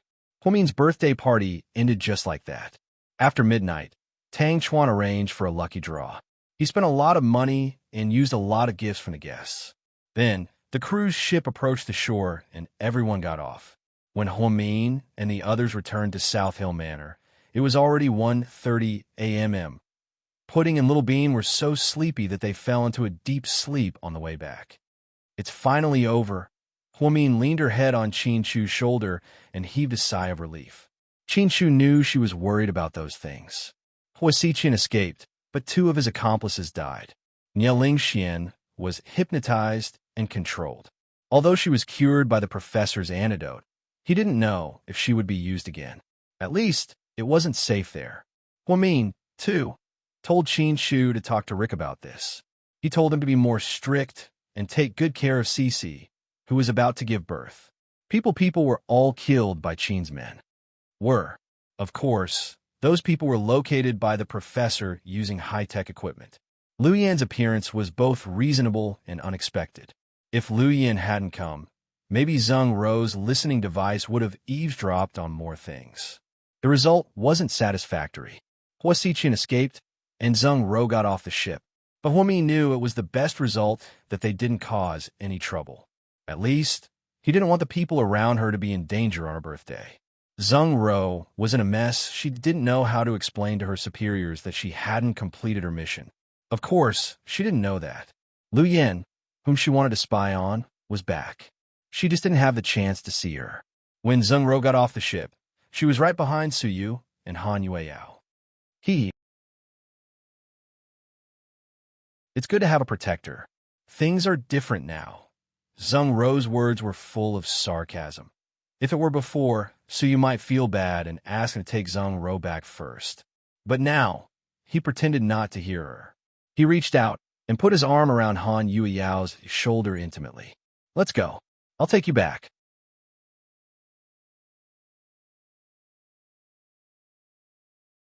Chapter 37:25.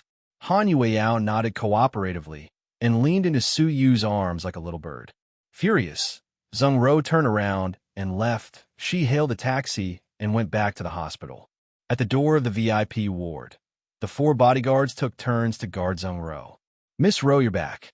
The bodyguards greeted her, but Zheng Rou didn't respond with her pale face. After entering the ward, she tossed her handbag onto the bed. Then she saw Guyu lying on the sofa. At this moment, her cell phone rang. She glanced at the number and pressed it without hesitation. It was a secret signal. The chief was about to ask for the result. Zheng Rou stood up in a hurry and took a deep breath before dialing another number. At this moment, the professor had parted ways with Lu Yan and returned to the States in secret. Lu Yan was on a private jet heading to Las Vegas. She was going to pick up Xiao Fei and replace the fake Lu Yan without anyone noticing. Then, she would create a scene in the casino so that more people would think that she had been in Las Vegas all along. Boss, do you want something to eat?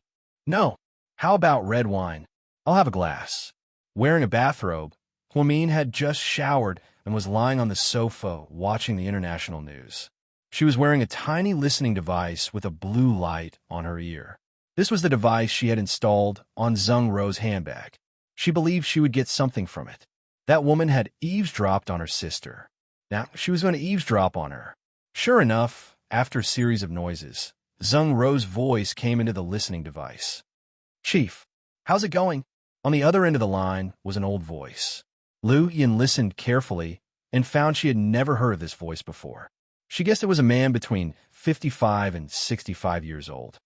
Chief, something went wrong with my listening device. I think I might have been exposed. How's that possible? Our device is the most advanced on the market. It's made by a military factory. How could it be discovered? Besides, if Qin Chu had the ability, he would have discovered it long ago instead of waiting until later. Did something go wrong? I'm not sure either. I only know that I couldn't hear anything after that. Did nothing happen on the ship? Other than Hua Xiqian's group, I didn't find anyone else. Lu Yan didn't come? The man didn't believe it. She heard her name being mentioned on the phone. Lu Yan found it interesting and smiled slightly.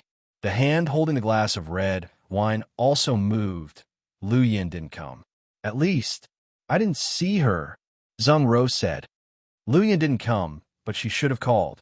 Zheng Rou, are you hiding something from me? Chief, for so long. Didn't I do everything you asked me to do? Last time, In order to gain your trust, I saved Huamin even though I was in danger of being chased by a group of mass perverts. When have I ever disobeyed your orders? Why do you suspect that I'm hiding something from you? I'm just asking casually, don't overthink it. Maybe you're too tired. Yes, I'm really tired today. Thinking of Su Yu's attitude toward her and what happened on the ship, Zheng Ro was furious. Okay, let's call it a day. Since we failed this time, we'll think of another way. Hearing the conversation, Lu Yin took out her device and recorded the voice of the mysterious chief. Then she ordered her subordinates, go and take this voice and search it in the national database to see if you can find out who this person is. Lu Yin's thoughts were simple and violent. This person had set his eyes on her sister, so she shouldn't let him live.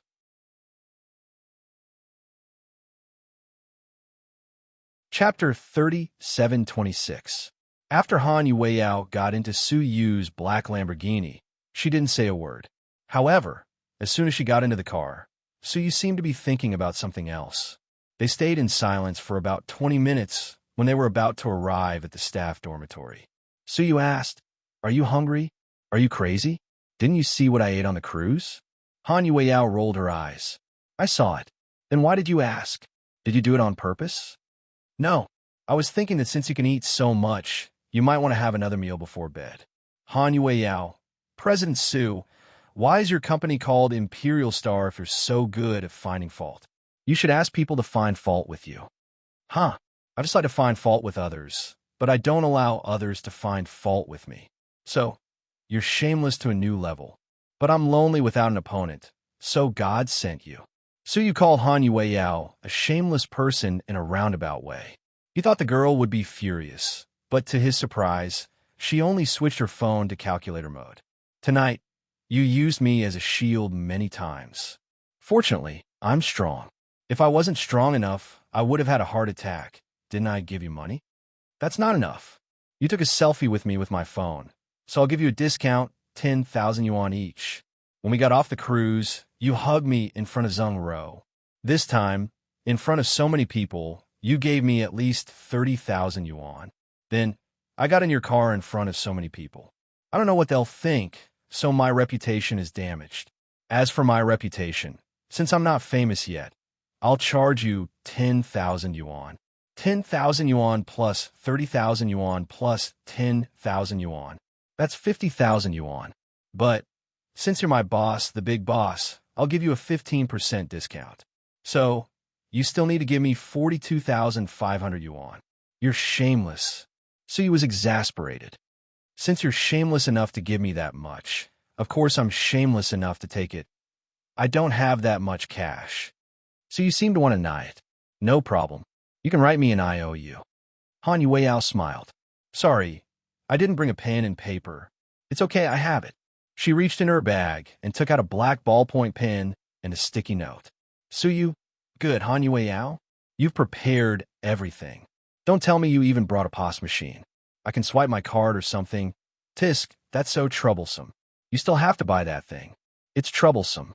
You can just transfer the money to me via WeChat. In your dreams. But I came from Xiaomei. Believe it or not, I can shut you out immediately and make you a menial worker in Imperial Star for the rest of your life." So you instantly brought out the aura of a big boss and a capitalist. "I hope I can shock this little girl. Who knew? Sure, I don't want to be famous anyway. If you give me enough money for my retirement, I can retire early right now." Su Yu, he didn't know when the two of them started bickering. Su Yu felt that he was quite used to this rhythm. It seemed that this sharp-tongued little girl couldn't provoke him at all. Occasionally, he felt that her words and expressions were quite amusing. Perhaps it was because he was still thinking about how to retaliate against Han Yueyao. Therefore, when Su Yu relaxed, he didn't notice the big truck that was rushing toward him. "Ah, Su Yu." By the time Han Yueyao noticed it, it was already too late. Her eyes widened as she screamed. Upon hearing her scream, Su Yu finally saw the huge truck that was about to take their lives.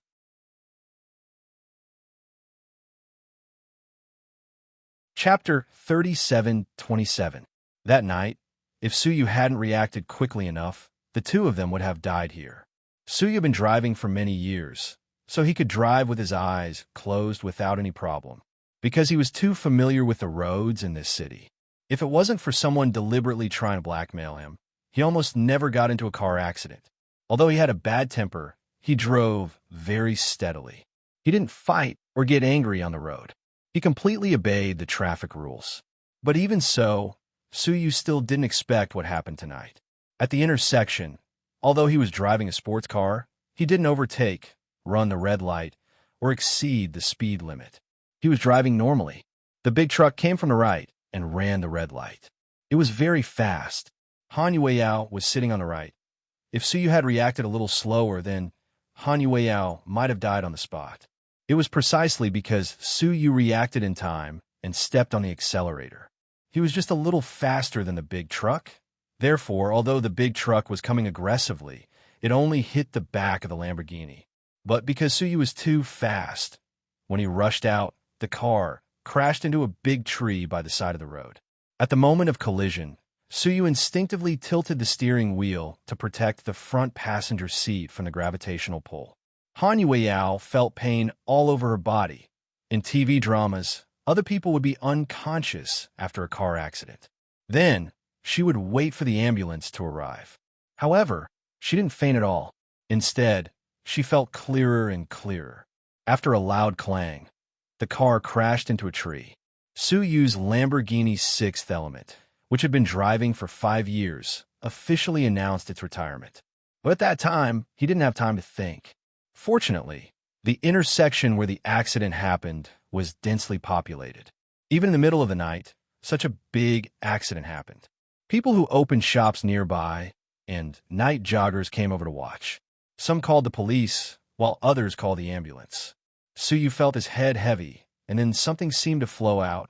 He was pressed down and couldn't move. Suyu, wake up. Don't sleep. Don't sleep. Han Yueyao wasn't seriously injured, so she kept reminding Suyu. You're so annoying.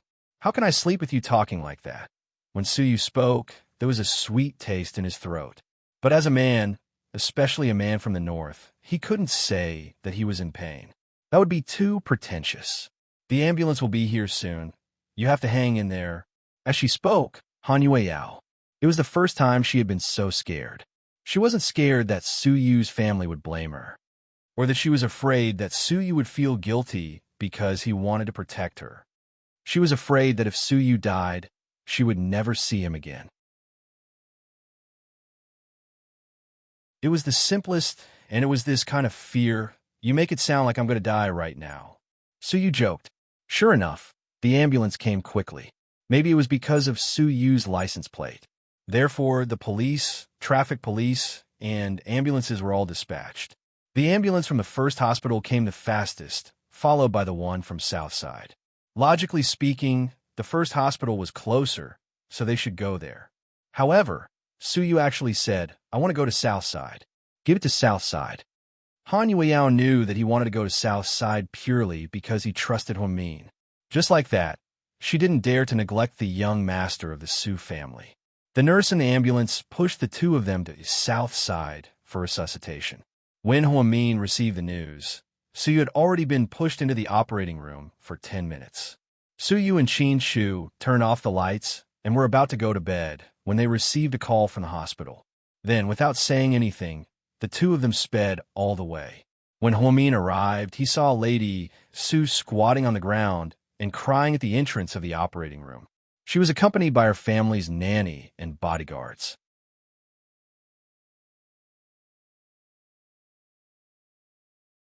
Chapter 3728. Auntie Su.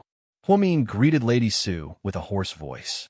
Hearing Huamin's voice, Lady Su slowly got up from the ground. Then, as if she had seen hope, she ran over and held Huamin's hand. Mian, help me save you. I beg you. Auntie, so you'll be fine. Don't worry. Mian, you're a miraculous doctor. Everyone says that you're a genius. I believe that no matter how difficult the surgery is, it won't be a problem for you. Can you help me save you? I can't lose him. He's my only son. I can't afford to lose him. Lady Su had never experienced something like this before. Therefore, at this moment, her usual intelligence, wisdom, and gentleness were all gone. Instead, it was replaced by a mother worried about her child. Huamin held Lady Su's hand tightly. "Auntie, don't worry. Su Yu's matters are the same as my own. I will definitely do my best." Okay. That's good. Auntie, Mian is best at obstetrics and gynecology. That's her specialty. Su Yu hit his head in the car accident, so it's brain surgery. Leave it to me. If you trust me, I'll give it a try. Qin Chu said quietly behind Huamin. Lady Su's eyes lit up when she heard Qin Chu's words. Yes, if Qin Chu didn't mention it, she would have forgotten that Qin Chu was the best brain surgeon. Back then, he performed an extremely awesome surgery as soon as he returned to China. She heard that it was a certain leader in Jing City. Therefore, Madame Su's heart, which had been hanging by a thread, was instantly relieved. Chu, I'll leave it to you. Qin Chu nodded. Hubby, don't waste any more time. Change into your clothes and enter the operating theater. I've already informed them. I'll get the assistant doctor to bring you in. Huamin also had the same idea. On the way here, the couple had discussed it. Huamin also wanted to go in, but she was pregnant now, so it was not very convenient for her to move around. Moreover, Qin Chu was right. No matter how talented Huamin was, the head was not her specialty. Qin Chu quickly changed into a surgical gown and followed the assistant doctor into the operating theater. Auntie, where's Han Yueyao? She's in the ward downstairs. The orthopedics department said so. Is it serious? Huamin asked worriedly. Of course it's not as serious as Yu's. The traffic police said that the driver's accident was the most serious. Don't worry. With Qin Chu here, everything will be fine. After comforting Lady Su, Huamin changed into the white gown the nurse brought for him and went downstairs to Han Yueyao's ward. Han Yueyao was in the ward with a cast on her leg. Since she didn't need surgery, she only needed to lie in bed. But with her current mood, she couldn't lie down. Pretty nurse, I beg you, please let me see Su Yu. It's not that I don't want you to see him, but young Master Su's surgery is still ongoing. No one can see him. The nurse also tried her best to persuade him. She knew that he was vice director Hua's friend, so she took care of him carefully. Then when will the surgery be over? We don't know. Let's wait for the news. Your ribs and legs are injured. You should rest. I don't want to rest. I want to wait for the news from Su Yu. You must inform me as soon as possible. As they talked, the door was pushed open. Vice Director. Seeing Huamin enter, the nurse stood up respectfully. Huamin nodded. Sister Mian, how's Su Yu? Will he die? Hearing this question, Han Yueyao burst into tears again. Yes, she was afraid that Su Yu would die. She was really afraid.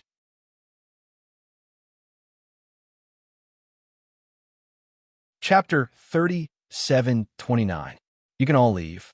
Huamin didn't answer immediately. Instead, she turned her head and asked the two nurses behind her to leave.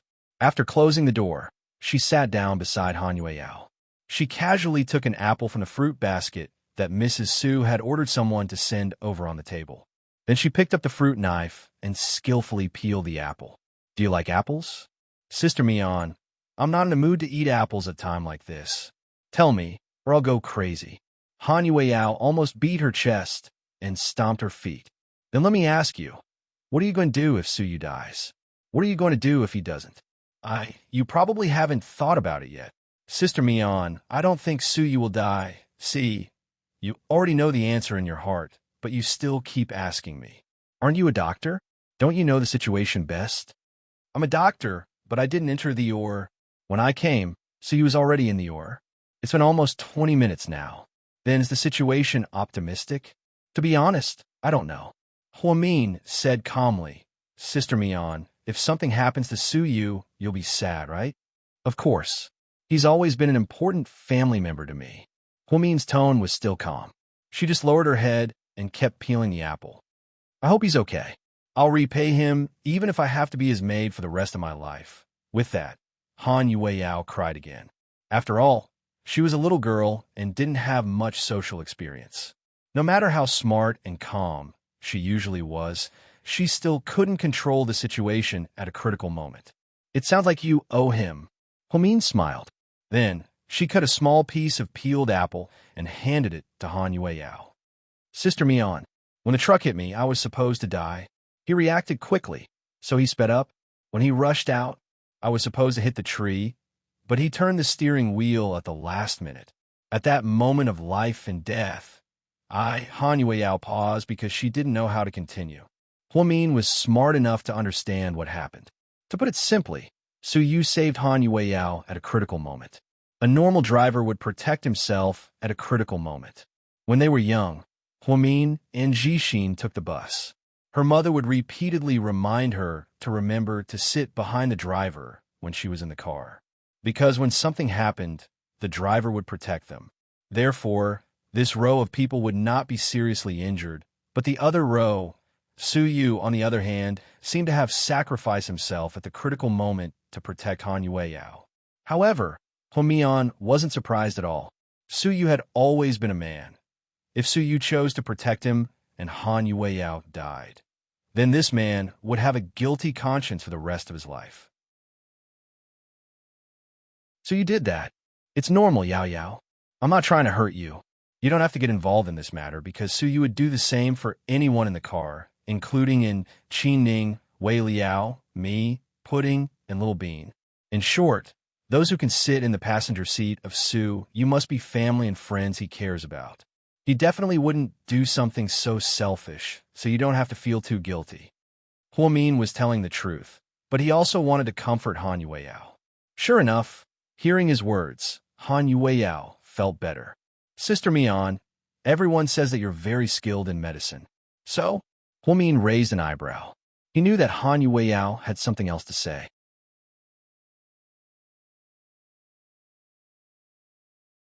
Chapter 3730. So, why don't you go in and operate on him yourself? I heard that when President Qin was shot, you took it out yourself. Han Yueyao knew that her question was straightforward. She meant that if Su Yu cared about her husband, why didn't he care about Su Yu? However, she was a straightforward person and asked whatever she wanted to ask. Huamin probably knew her personality. Do you also think that since Su Yu treats me so well, I have to go in myself? I just think that since you're so kind, you must be very anxious. After all, he's such an important friend of yours. Han Yueyao felt that her question was inappropriate and hurtful. After all, how could Huamin not care about Su Yu at all? Otherwise, why would she come to Southside in the middle of the night when she was pregnant and had a hard time on the boat? Because it's not the right time to operate on him. Huamin didn't explain much. He wasn't a professional, but Qin Shu was. He didn't say that the older she was, the more frequent the fetal movements and the more naughty the child in her belly was. Now, that Huamin was sleeping in the middle of the night. She might wake up if the child kicked her hard. Therefore, she didn't dare to operate on a brain patient under such circumstances. Even if it was an ordinary patient, she wouldn't dare to be so irresponsible, let alone someone as important as Su Yu. But there was no need to say these things out loud. There were some things that were best understood in one's heart, including Su Yu's place in Huamin's heart. There was no need to prove it to anyone. It was obvious that Huamin wasn't very interested in this topic. Han Yueyao didn't say anything else. I read your medical record. You only have broken ribs and legs. That's lucky. Otherwise, people would believe that you wouldn't survive based on the extent of the damage to the Lamborghini. Yes, I thought I wouldn't survive. Later, when the airbag popped out, I didn't fall unconscious. Maybe I thought I wouldn't die. Do your parents know? I don't know. I don't want to tell them. Anyway, I won't be disabled. All right, but you won't be able to move around for a while. You have to stay in the hospital. Write down what you want to eat on the list. I'll get the nurse to buy it for you. Thanks, Sister Mion. Han Yueyao thought Huamin had done his best to take care of her, even though she wasn't his relative. Yao Yao, what was the car that hit you? A big dark blue truck. Oh, did you see the driver inside, clearly? No, it was too fast. Why? Did the driver run away? Han Yueyao looked nervous. No, the driver is dead. In Huamin's phone, there was a copy of the accident scene information that he had asked Gao Ran to get from the traffic police. Neither the truck nor the driver were local. After the driver ran the red light, his own car crashed into the cement wall of a building by the roadside. Therefore, The driver's ending was also very tragic. The truck's mask was completely destroyed, and the driver died on the spot. If he's dead, does that mean he won't be able to pay for our medical expenses? To be honest, Han Yueyao was quite distressed. This time, she would have to spend a lot of money. She had thought that if the driver was caught, he would at least have to pay for the medical expenses. He couldn't be hit by a car and have to pay for it, right? Now, it didn't look good. Even if he's alive, I'm afraid he won't be able to pay for your medical expenses. Huamin looked down at the information on his phone and said softly, Sister Mian, why do you say that? Han Yueyao was slightly surprised.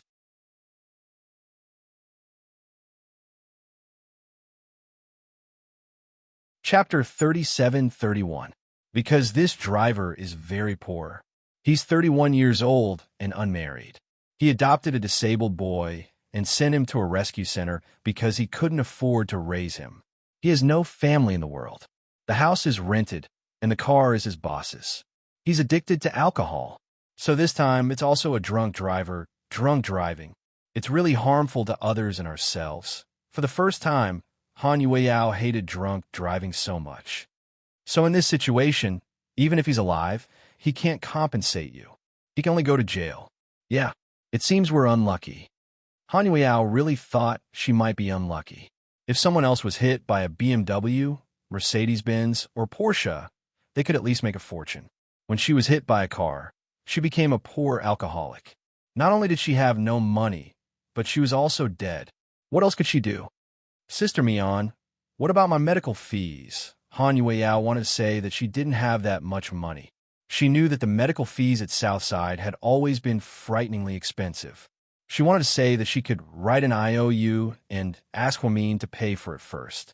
She could pay it back slowly. But after all, she was a girl and couldn't bring herself to say it. In fact, it was no different from borrowing money. Don't worry about the medical fees. Auntie Sue has already paid for you. Even if Auntie Sue didn't pay, I'll pay for you. I won't take advantage of you for free. When the time comes, I'll pay for my share. Sister Mian, remember the money for me. Okay. In order not to hurt her self-esteem, Huamin only smiled and said okay.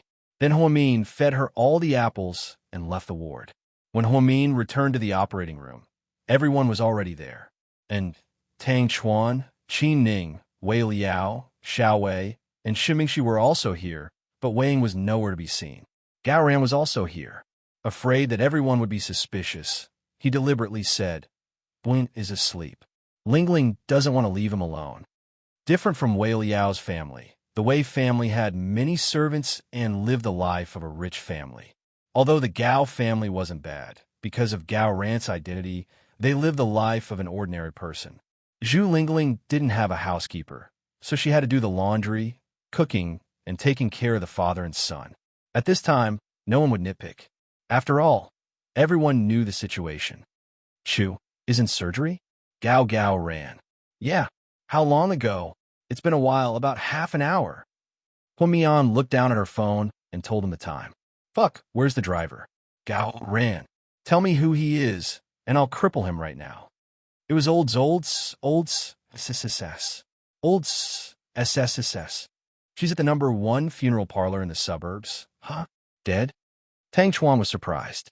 Yeah, he died on the spot in the car accident. Suyi reacted quickly and dodged the fatal hit. He was injured because he hit a tree, Gao Ran explained. Hearing this, everyone fell silent. At a time like this, they all hoped that Suyi would be fine. Don't worry about Mr. Qin's medical skills. Lord Su will be fine. Let's think about what big gift we should give to Suyu after the surgery. Huamian's words made everyone's tense hearts relax a lot. Then, Huamian glanced at Gao Ran with a complicated expression. She lowered her voice and whispered in Gao Ran's ear, "Come with me."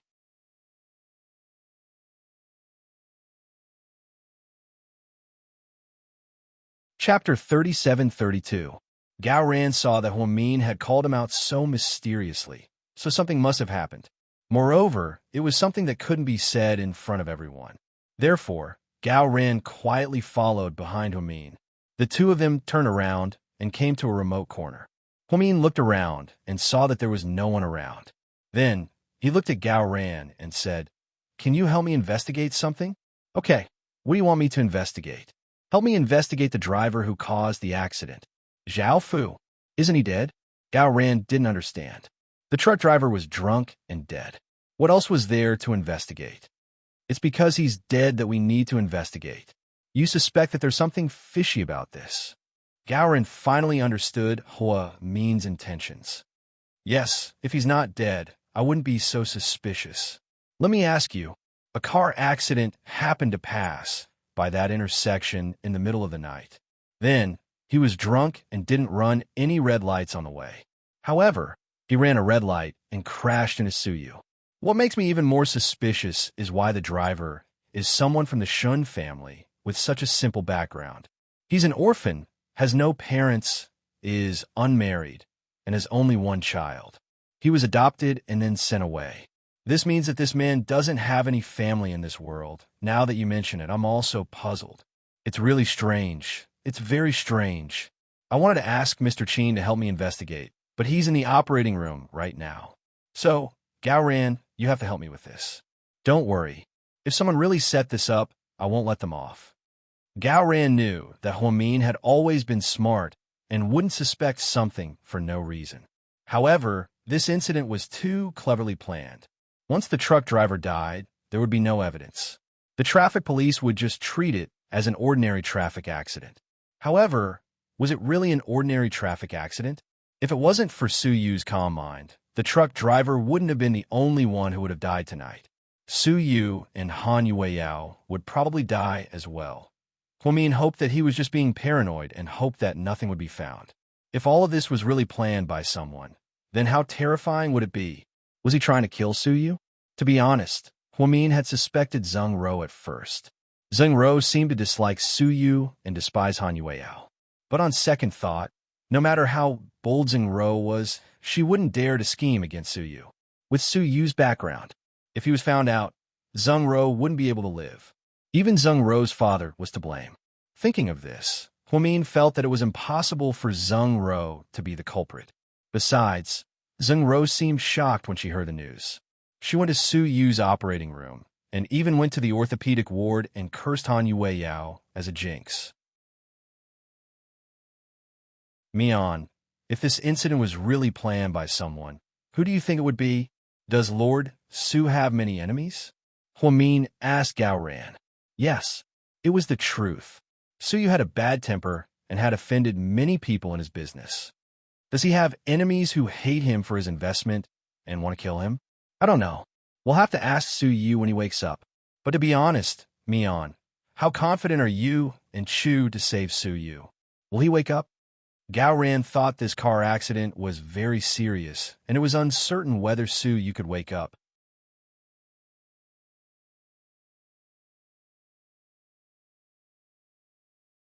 Chapter 37-33. To be honest, I'm not sure either. I didn't enter the operating room, so I don't know the exact situation. But I believe that my husband will do his best to save Su Yu. Huamin didn't dare to say anything else, but she could absolutely guarantee this. She knew Qin Chu's character best. In fact, if Huamin wasn't pregnant and wasn't a professional, Qin Chu wouldn't have come forward. This was because if Su Yu's injuries were serious and he couldn't be saved in the end, Qin Chu might be blamed for not wanting to save his love rival. Perhaps the Su family would blame him for the rest of his life. If he could be saved, everything would be fine. Huamin and Qin Chu had already thought about the consequences of this matter on their way here. In the end, the couple unanimously decided that Su Yu had to be saved. They had to save him even if it meant their lives. No matter what the outcome was, whether they were blamed or not, and no matter what others said, Su Yu saved Huamin from prison and took care of her and the twins for several years. Even Huamin felt that she couldn't repay him. Therefore, this time, Qin Chu and Hua Jinyao used all of their strength. I hope so. Then I'll get someone to investigate now.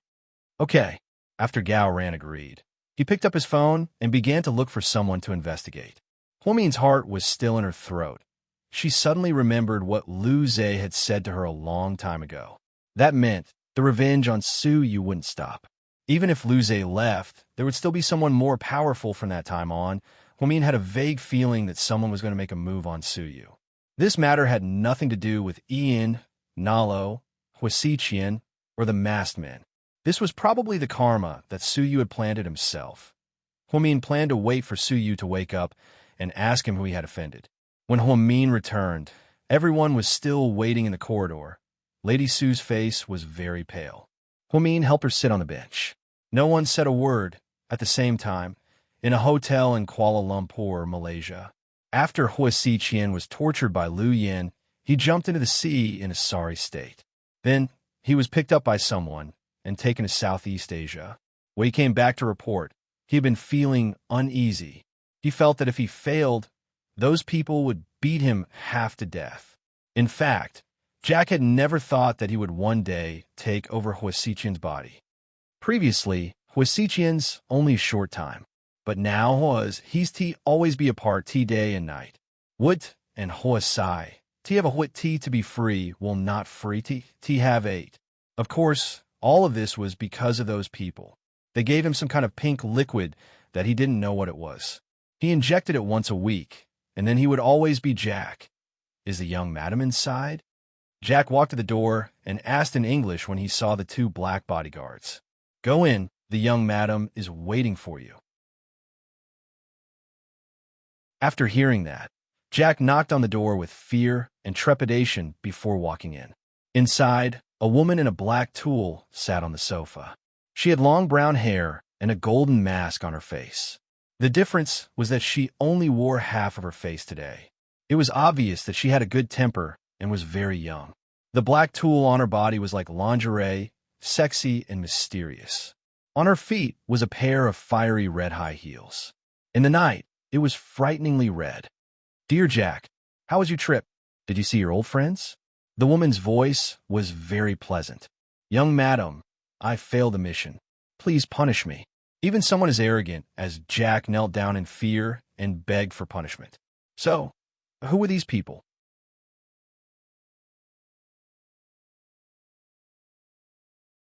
Chapter 37-34. Oh, you failed the mission?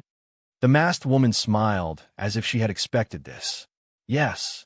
Jack didn't dare to say a word, afraid that he would say something wrong.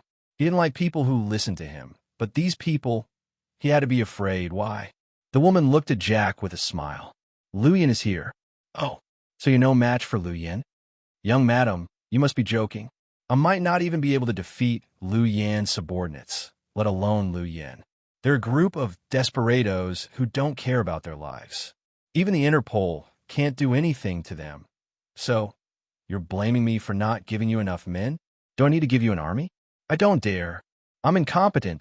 Please punish me. Jack knew that if you didn't complete the mission given to you, you didn't complete it. Leaders only looked at the results, not the unimportant reasons why you didn't complete the mission.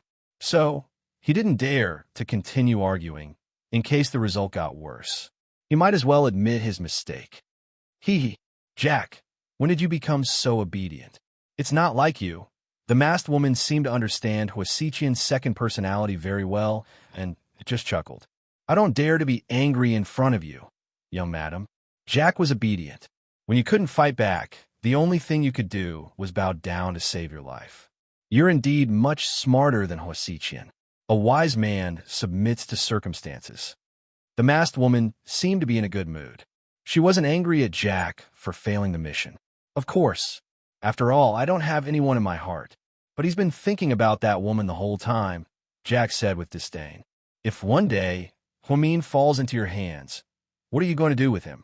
Dismember him, Jack said without thinking, as if he had thought of this long ago, but didn't carry it out. Very good. I like your ruthlessness. Jack lowered his head and didn't dare to make a sound. His kneeling legs were numb. You just came back. You must be exhausted. Go and rest. Then, young master won't punish me? Jack was a little overwhelmed by the favor. There's no need.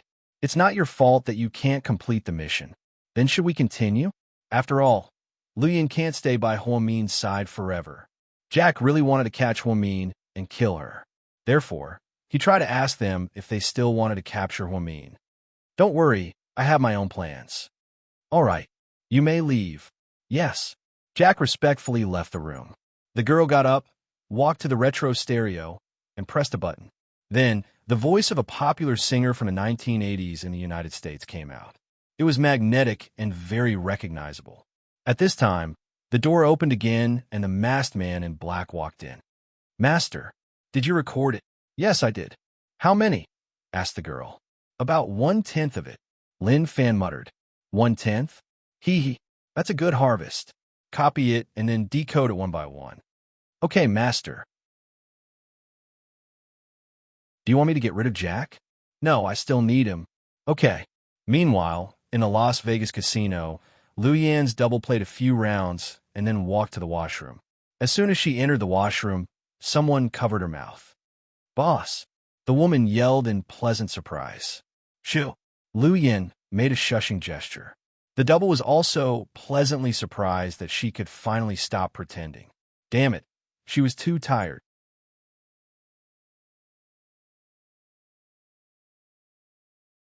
Chapter 3735.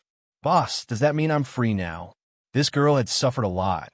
She was a technologist. She was in charge of high-tech on the island where Lu Yan's headquarters was located. To put it simply, she was a hacker.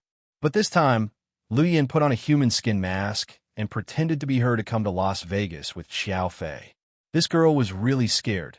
After all, the man she was with this time was her boss's man. If there were any scandals, she would die. AI me, that bitch is a living example. Look at your useless face. You call yourself a top hacker. Lu Yan looked at her with disdain. "Boss, young Master Chiao and I know. You don't have to explain. I know. Ha, be good. Take off the mask, change into this set of clothes, and go out. I've arranged a car for you outside. If you want to go back to the headquarters, you can go there directly. If not, I'll give you half a month off. You can go anywhere in the world. I'll pay for all your expenses." Lu Yan patted the girl's head as if she was coaxing a child. The girl didn't know whether to laugh or cry. "Boss, I don't need it. I'll go back to the headquarters." This girl had been with Lu Yan for a few years. Her skills were quite average, at least in this team. But she was smart. It would be a piece of cake for her to hack into a Swiss bank. Just like that, Lu Yan and this subordinate secretly switched places in the bathroom. Lu Yan changed into a black dress that her double always wore and held a famous luxury bag in her hand. She looked like a socialite. Then, she returned to the gambling table with a smile. She placed her bets without changing her expression. To others, this woman was the same as before. Even her expression was the same. Her chips were neither high nor low, and she basically didn't say anything. However, the moment Lu Yan sat down, Xiao Fei's eyes changed. However, no one noticed. In less than 5 minutes, she earned back the hundreds of thousands of yuan she lost. Lu Yan stood up with a smile and stretched. "Let me help you carry it." Xiao Fei took the bag from her. To be honest, Lu Yan was quite jealous because she didn't tell Xiao Fei that she was coming. The original plan was for him and her double to stay here for 3 days and 3 nights. Then they would fly to Milan, Italy, to meet up and switch back. So, logically speaking, Lu Yan was still a substitute. Wouldn't the queen be jealous that Xiao Fei was so attentive to a substitute? Seeing that the woman beside him didn't look too good, Xiao Fei only secretly raised the corner of his mouth and didn't say anything. As for Lu Yan, despite her displeasure, she handed her bag to Xiao Fei to take it for her. The two of them did not speak along the way until they arrived at the hotel. In order to keep it a secret, the two of them had been staying in a suite. However, after entering the room, the double slept in the guest bedroom, while Xiao Fei slept in the master bedroom. They did not interfere with each other. The stand-in was particularly afraid of Xiao Fei. Knowing that this man was not to be trifled with, he did not dare to speak too much. She definitely wouldn't be like AI me, who doesn't know her own worth. So, Lu Yan decided not to tell Psycho Qiao about it as soon as she entered her room. Just keep pretending to be a stunt double. Unexpectedly, Xiao Fei followed her in just as she stepped in. Question mark. Lu Yan looked at him in bewilderment. She really wanted to ask, "What the hell are you doing?" However, after thinking about it, she decided not to. After all, she was pretending to be a stunt double and would be exposed as soon as she opened her mouth. So she just looked at Xiao Fei with an unfriendly gaze. Tonight, let's go to the pool together. Xiao Fei smiled. Luyan almost flipped out, but she forced herself to calm down and took out her phone. She typed a few words and showed it to Xiao Fei. Xiao Fei glanced at it. It said, "If the boss finds out, he'll kill us."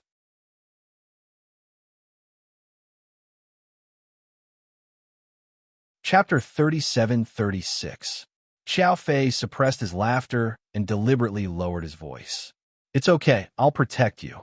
Lu Yin was even more furious when she heard this. But, for some reason, she had to continue pretending to be a substitute. She picked up her phone and typed, "Young Master Qiao, I'm just a substitute. Please let me go. I don't want to end up like Amy. My boss will skin me alive." After Xiao Fei finished reading, he leaned closer to her face. "It's okay. I treat you differently. I won't be like Amy. When your boss comes back, I'll tell her everything and marry you." Hearing this, she looked at Xiao Fei's teasing face. Lu Yin suddenly understood. "Damn it, you saw through me and were playing with me? So, our Queen Lu didn't say anything when she came back and even wanted to sleep in a different room from her husband. What kind of logic is this? Where's the promised benefit?" Xiao Fei crossed his arms and began to criticize her. I was joking with you." "Huh. But speaking of which, when did you find out that I changed?" Lu Yin couldn't finish her sentence. Xiao Fei threw her onto the big, soft bed behind her. Then a storm-like kiss. It was more like a nibble than a kiss, however. He controlled his strength just right. Logically speaking, Xiao Fei wasn't an experienced person, but his flirting skills were top-notch. "Psycho Xiao, listen to me first. Wait until I get the interest back." Xiao Fei wasn't willing to take any losses. He would only be satisfied after he got his interest back. Lu Yin was helpless. She was a famous person. Such a famous person was being pinned down and couldn't move. She was being nibbled on the bed like a feast. "Hey, fuck, I haven't eaten yet. I'm hungry. Get lost." Lu Yin was the kind of woman who couldn't be gentle for more than 3 seconds. So when she lost her patience, her mouth was full of vulgarities. If someone didn't like it, then Yin would say, "I'm like this. If you don't like it, go to hell." Hearing Lu Yin say that she was hungry, Xiao Fei reluctantly let go of her. "What do you want to eat? I'll ask the hotel to send it over." "I suddenly want instant noodles."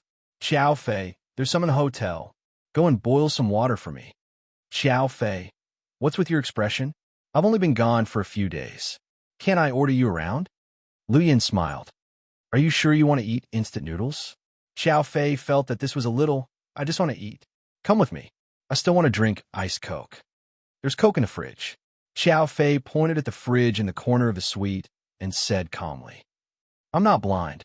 I saw it. What I mean is, go get it for me. Do you really think of the young madam?" Xiao Fei rolled his eyes at her. "No, I don't need to be the young madam. I just need to be your young madam." Xiao Fei didn't know whether to laugh or cry at Lu Yan's words, but he enjoyed her coquetry. He liked Lu Yan, who was both rude and gentle. She was funny and naughty. Following Lu Yan's request, Xiao Fei boiled some water, made some noodles, and took out some Coke. He served Queen Lu Yan obediently. Then, Lu Yan even put her legs on Xiao Fei's lap like a queen. Lu Yan opened the bottle and took 2 big gulps. Then, she asked with a satisfied expression, "Huh? Psycho Qiao, when did you see me come back?"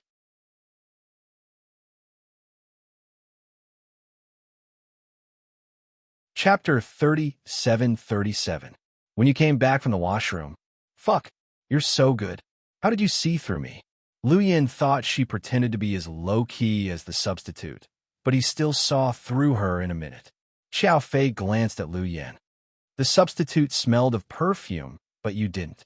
Only then did Lu Yin realize that she had failed because of this small detail. Lu Yin didn't have the habit of wearing perfume because it was dangerous. For so many years, she had been chasing and being chased.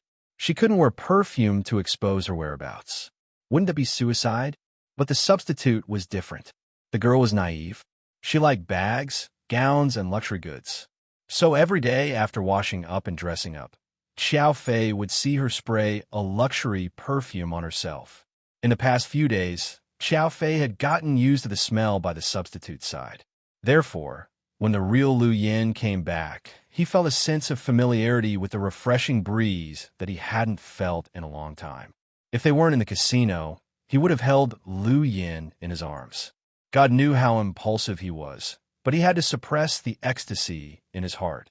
That was why the scene in the hotel suite was like this. Psycho Xiao, you're really smart and good at finding details. Lu Yin complimented him happily. Of course, or else how could I get you? Xiao Fei said matter-of-factly. Fuck off. Do you think I'm a tea leaf that you can make whenever you want?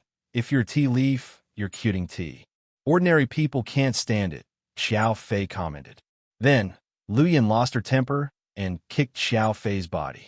Where are you kicking? Are you a tiger? Xiao Fei was speechless. Then, he covered his private parts. If I kick you, I'll travel to ancient times and become a eunuch. Wouldn't that be great? Lu Yin smirked. Okay, but before I become a eunuch, I want to have some fun. Then Xiao Fei pounced on Lu Yin and pressed her under his body. Psycho Xiao, shoo, keep your voice down. It's not good to disturb people. Xiao Fei was filled with resentment that Lu Yin had left him behind with a substitute. Therefore, when the main character returned, he naturally wanted to get some benefits back. Lu Yin was a violent person, but she didn't mind when Xiao Fei tried to take advantage of her. After all, she liked Xiao Fei. After so many years, she had only ever liked one man. Well, she probably didn't expect herself to be so single-minded.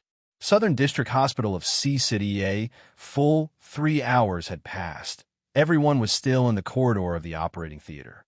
The longer they stayed, the more anxious they became. They all felt that the odds were against him. Tang Chuan and Wei Liao could no longer sit still. They kept walking back and forth in the corridor. There was no need to mention how anxious he was. There was no need to mention the relationship between Su Yu and them. Everyone was afraid that they would hear that Su Yu couldn't be saved or that he was in a vegetative state. Then what should he do? Finally, the OR lights are off. A few doctors came out from inside. Qin Chu was last in line. Beads of sweat could be seen on his forehead and the tip of his nose. Chu, how's you? Lady Su rushed up and grabbed Qin Chu's gloved hand.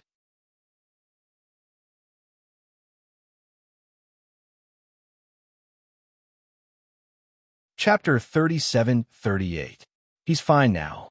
Hearing Qin Chu's words, everyone's hearts fell back to their chests. Big brother, tell us the details. We're all scared. Qin Ning walked to Qin Chu's side and whispered. Su Yu is indeed seriously injured, and it's his head. Hearing his words, everyone's hearts began to ache again. There's a blood clot in the back of his head, and he has a serious concussion. However, he's not injured anywhere else. It's lucky. I performed a minor surgery on him to clean up the blood clot and check the rest of his head. He's fine now. I believe he'll wake up soon after resting, but I suggest that he stay in the hospital for a period of time for observation to see if there are any sequelae. That's great. Thank God. That's great. Lady Su was so excited that tears fell from her eyes. Then, she grabbed Qin Chu's hand tightly. Chu, thank you. Auntie really wants to thank you. Auntie, it's what I should do. The Su family has always been very good to me, Mian, and the child. I'm just returning the favor. You don't have to be so polite. Thank you for your hard work, child. Mrs. Su knew that although Qin Chu said it was just a minor surgery, it was still a minor surgery. However, how could a surgery that lasted more than 3 hours be a minor surgery? Even if one didn't study medicine, one could imagine how important a head surgery was. Therefore, everyone knew how much effort Qin Chu had put in. Hearing that Su Yu was fine, everyone heaved a sigh of relief. Lady Su couldn't bear to part with her son and refused to leave. Afraid of disturbing Su Yu's rest, everyone went back first. They planned to visit Su Yu when he woke up. With his big belly, Huamin walked to Qin Chu after the crowd dispersed. She took out Li's handkerchief and gently wiped the sweat off his face. Honey, thank you for your hard work. It's not hard. I'm very happy to be able to save Su Yu. Do you feel relieved that you've returned a great favor to him? Huamin knew that Qin Chu was a very thoughtful person. Previously, She had always been indebted to the Su family, so she must have felt pressured in her heart. This time, he could return the favor, and he felt much more relaxed. That's not all. If anything happens to Suyu, I'm afraid no one will have an easy time. Even if he's my rival in love, even if I know that he hasn't completely forgotten about you, I still want him to live well. Hubby, thank you. Huomin hugged Qin Shu and left a gentle kiss on his lips.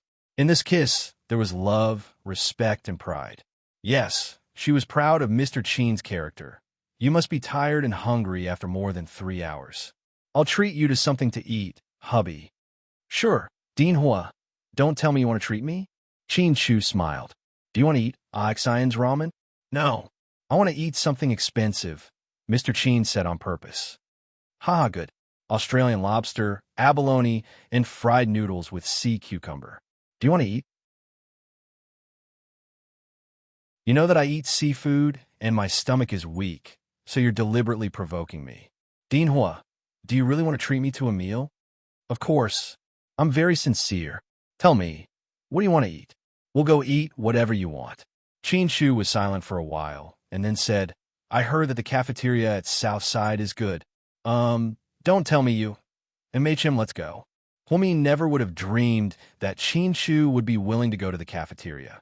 Although it was late at night, the cafeteria did prepare supper for the night shift medical staff. When Qin Shu and Huomin walked in, some of the doctors and nurses who were eating stood up to greet them.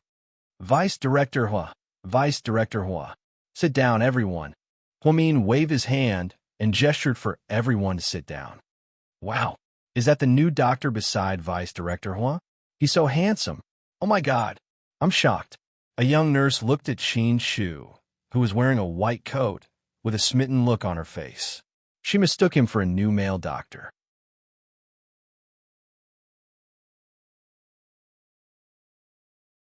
Chapter 37-39. Yeah, he's so handsome. No, I have to ask for his WeChat. There was a new nurse who was born in the 90s. She was more open-minded, so her style was very casual. The nurse on the night shift, wearing a white lab coat, surprised everyone. She walked up to Qin Shu and Huomin. Vice Director, can I bother you for a moment? The nurse knew the higher-ups. Sure. Huomin was confused, but he didn't know the nurse's motive, so he nodded. Can I ask for our new colleague's WeChat ID? New colleague? Huomin was confused again. Mr. Qin, on the other hand, was calmly eating the shredded potatoes on his plate, as if he wasn't the one being talked about. This is the new doctor. He's really so handsome. He's my type. Can I add him on WeChat? The nurse looked at Qin Shu with infatuation, ignoring Huomin's sweaty face. Are you talking about my husband? Huomin continued to ask. What? Husband? The nurse was also confused. If you think he's your new colleague, then it's awkward. Let me introduce my husband, Qin Shu. Huomin understood the nurse's intention, but he wasn't angry. Instead, he introduced Qin Shu with a smile. The nurse's face immediately turned red, and she was so embarrassed that she felt like cancer was about to explode. I'm sorry, Vice Director, for disturbing you. Then, the nurse turned around and ran. Her speed was comparable to Lu Xiang's 100-meter hurdles. The surrounding colleagues all laughed at her. Then, Huomin looked at his husband, not knowing whether to laugh or cry. You're not young anymore. Why are you still so flirtatious? Didn't you say that men my age are the most attractive? Mr. Qin asked calmly. Bullshit. Men in their 30s are like tofu. Who said that? Mr. Qin was obviously not convinced. I said it. Huomin's famous quote. What do you think? All right, you win. Mr. Qin knew that once his wife became unreasonable, she would be terrifyingly stubborn, so he immediately surrendered. The couple had a simple meal in Southside's late-night cafeteria. However, Huomin felt a sense of security that he hadn't felt in a long time. So he was fine.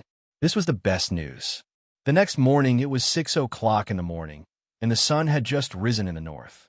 Zheng Ro came to Suyu's ward. She had actually been here last night, but seeing so many people in the corridor, she knew that she couldn't enter, so she simply left. I want to see Suyu, Zheng Ro said coldly to the bodyguard at the door. Our madam said that the young master hasn't woken up yet and doesn't want to see anyone. I'm his friend. That won't do either. Why? Get out of the way. Zheng Ro obviously didn't want to give up and had an argument with the bodyguard at the door. Perhaps the noise was too loud and woke up Lady Sue, who was not sleeping soundly. She opened the door and came out. Madam. Auntie Sue. Seeing Su Yu's mother, Zheng Ro immediately greeted her sweetly. Miss Zheng, what can I do for you? Lady Sue's attitude was unusually cold. Auntie Sue, I heard that Su had a car accident. I want to see him. Zheng Ro was very obedient in front of Lady Sue. I'm sorry, but my son hasn't woken up yet. The doctor said it's not convenient for you to visit him. I see. When will he wake up? Zheng Ro was genuinely worried about Su Yu since she didn't sleep well last night.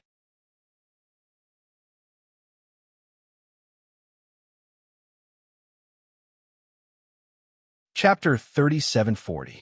I'm not sure. Miss Zheng's leg hasn't recovered yet. You better go back and rest. Lady Su turned around and closed the door. Zheng Ro had no choice but to go back. Han Yueyao was also worried. She wanted to see Su Yu but couldn't get out of bed. Although she was fine, a few of her ribs were broken. She had to rely on the caregiver to take care of her. Su Xiaoxiao came at around 7 a.m. She didn't come alone. She came with Lin Hang. Han Yueyao didn't expect this at all. Yao! Su Xiaoxiao pushed open the door and walked in with a bouquet of lilies in her hand. Lin Hang followed behind her with a luxurious fruit basket in his hand. You're early. I'm afraid you'll be hungry. But you didn't bring me anything to eat. Han Yueyao looked around and didn't see any food either. There was nothing but flowers and fruit basket. There's a lot of fruit here. Aren't you full? Su Xiaoxiao didn't have the common sense of caring for people. She pointed at the fruit basket. Han Yueyao was starving. How can you give an apple to a patient? Don't you need to eat? What do you want to eat? I'll buy it. Lin Hang, who had been silent, said in a low voice. In fact, his arrival made Han Yueyao feel awkward. After all, he had confessed to her before. Although she had rejected him, she still felt awkward when they met. It's okay. I'm not that hungry. Don't mention it. It's your honor to have Brother Lin running errands for you. Ha! Tell me. Su Xiaoxiao didn't notice the awkwardness between them and eagerly asked Lin Hang to buy breakfast for Han Yueyao. I want to eat deep-fried dough sticks and soy milk. Han Yueyao ordered slowly. Lin Hang frowned slightly. It's not healthy for a patient to eat this. I'll buy some porridge. Then you can buy it from the hospital cafeteria. It's cheap and delicious. I have money in my wallet. Han Yueyao pointed at her bag by the bed. Lin Hang didn't even look at it and left. Actually, she knew that he wouldn't take her purse. After Lin Hang left, Su Xiaoxiao became the gossip queen. Hey, tell me, what did you and my uncle do in the car to cause such a serious accident? Of course we drove normally. That big truck ran the red light. Han Yueyao looked innocent. Hee, didn't you guys kiss back then? Buffed. You want to be a writer? You're so imaginative. Kissing? With Su Yu's temper, he'll beat me to death, Han Yueyao said with disdain. Haha, don't tease me. Su Xiaoxiao laughed devilishly. How can you still laugh? Your uncle almost died, and I almost disappeared from the face of the earth.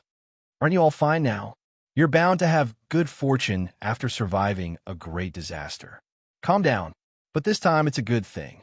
Think about it, Yao Yao. You're now the woman who went through thick and thin with me and my uncle. Even Dr. Hua doesn't have this kind of treatment. I have faith in you. What nonsense are you talking about? Han Yueyao looked away. She knew what Su Xiaoxiao was talking about, but didn't say anything. Don't pretend. You know my uncle is arrogant and looks down on ordinary people. He sent you back to your dorm in the middle of the night. Isn't that enough proof that you're special? Forget it, Su Xiaoxiao. Don't spread rumors. President Su sent me back to my dorm for Zheng Ro to see. Okay? Big Yao Yao, let me ask you. Let's not talk about anything else. Tell me, what do you think in your heart? Su Xiaoxiao suddenly leaned close to Han Yueyao's exquisite face and asked mysteriously. What would I think? Han Yueyao's heart skipped a beat. She knew what Su Xiaoxiao was talking about.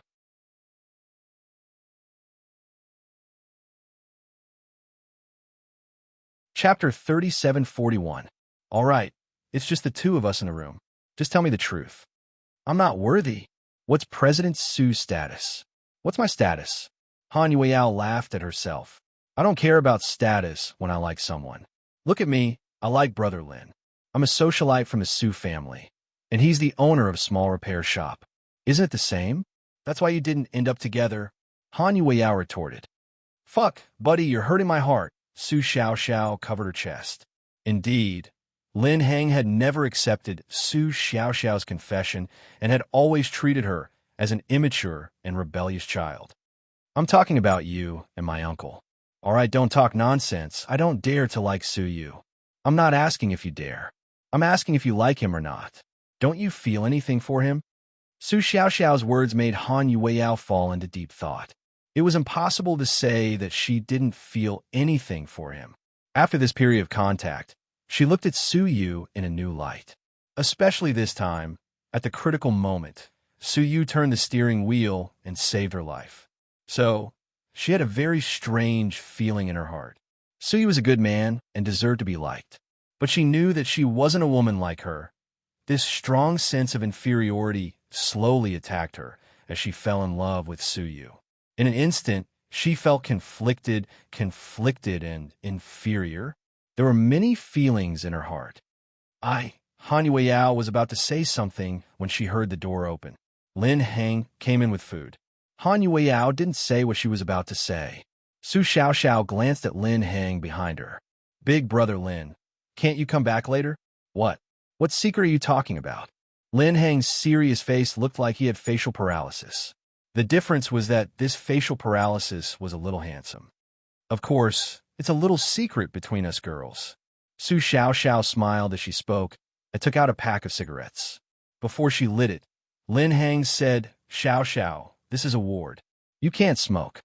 What if I get addicted to smoking? Can I go to the bathroom? As she spoke, she picked up her cigarette and lighter and went straight to the bathroom in the room. Like Su Yu, Han Yueyao lived in a VIP suite. A single ward was 60 square meters. Other than the bed, sofa, and TV, the bathroom was also quite big. It was also soundproof, so Su Xiaoxiao ran in and closed the door. The two people in the room instantly fell into an awkward silence. I bought some vegetable porridge and plain boiled rice. I didn't buy any pickles. I don't think you should eat anything too salty right now. Okay, thank you. She lowered her head and didn't look at his face. I'll feed you. No need, cough, cough. My ribs are injured, not my hand. I could do it myself. Han Yueyao didn't dare to trouble her boss, so she explained in a joking manner. Then, he moved his nimble hands. The corner of Lin Heng's mouth twitched slightly.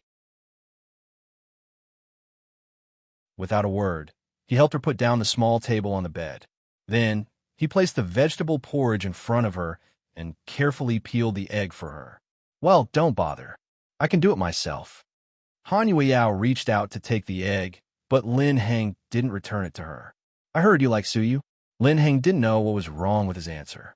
As he peeled the egg, he asked this question. Han Yueyao didn't know how to answer. Who did you hear it from? Xiao. Han Yueyao pretended to be calm and asked.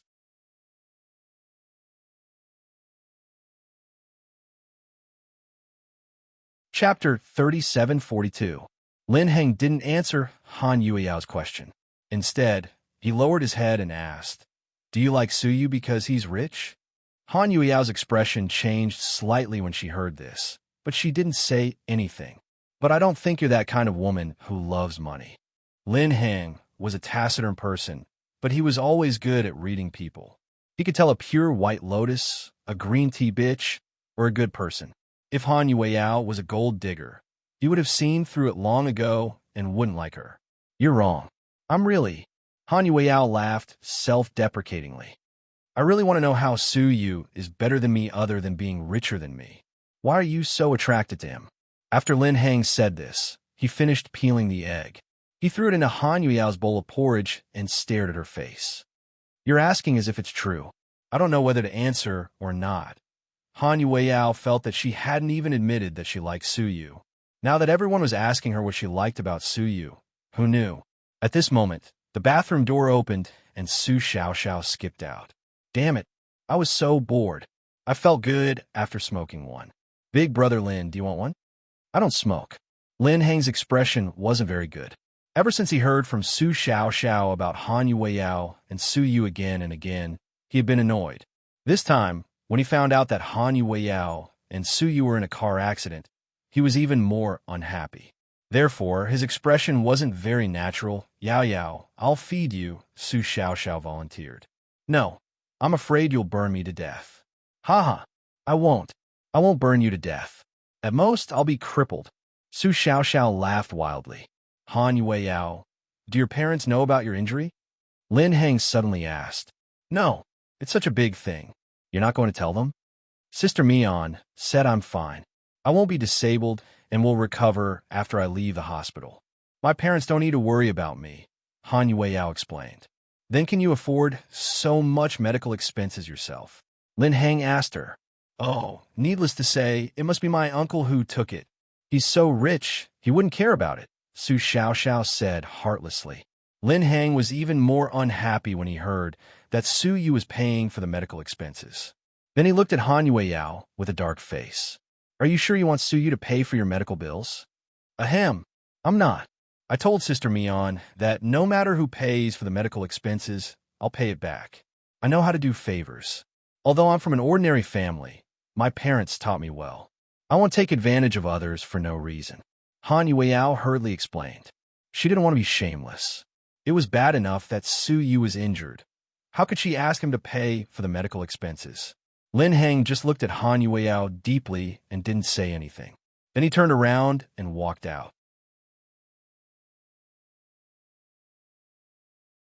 Embarrassed, Han Yueyao lowered her head and ate her porridge. Yao Yao, Big Brother Lin didn't mean to target you. He's not a bad person. He just has a bad temper and doesn't like gold diggers. He thinks you're only doing this because of my uncle's identity and status. I know. I won't think too much. Han Yueyao nodded. When are you going to confess to my uncle? Su Xiao rested her chin on her hand and looked gossipy.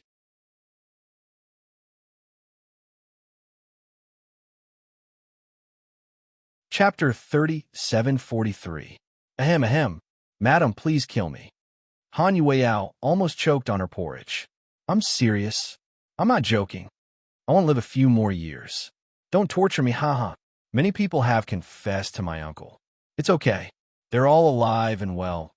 Are you talking about Zhao Qingya, Jiantong, Cotton Candy, or Niao Lingxian, who's been banned from the entertainment industry, or the girl who returned from the birthday party? Su Xiao. At this moment, she was speechless. These women didn't have good endings, but it wasn't her uncle's fault, right? It was all his own fault. But you can't blame my uncle for these things. It's because... Su Xiao tried to explain. Hanya immediately interrupted her. Come, let's change the topic. Let's talk about postpartum care for Su Xiao. Han Yueyao knew Su Xiao had been gossiping about her and Su Yu. But the truth was, there was nothing between her and Su Yu. Su Yu hadn't woken up yet, so it was useless to say anything now. Forget it. You eat your porridge. I'll go see if my uncle is awake.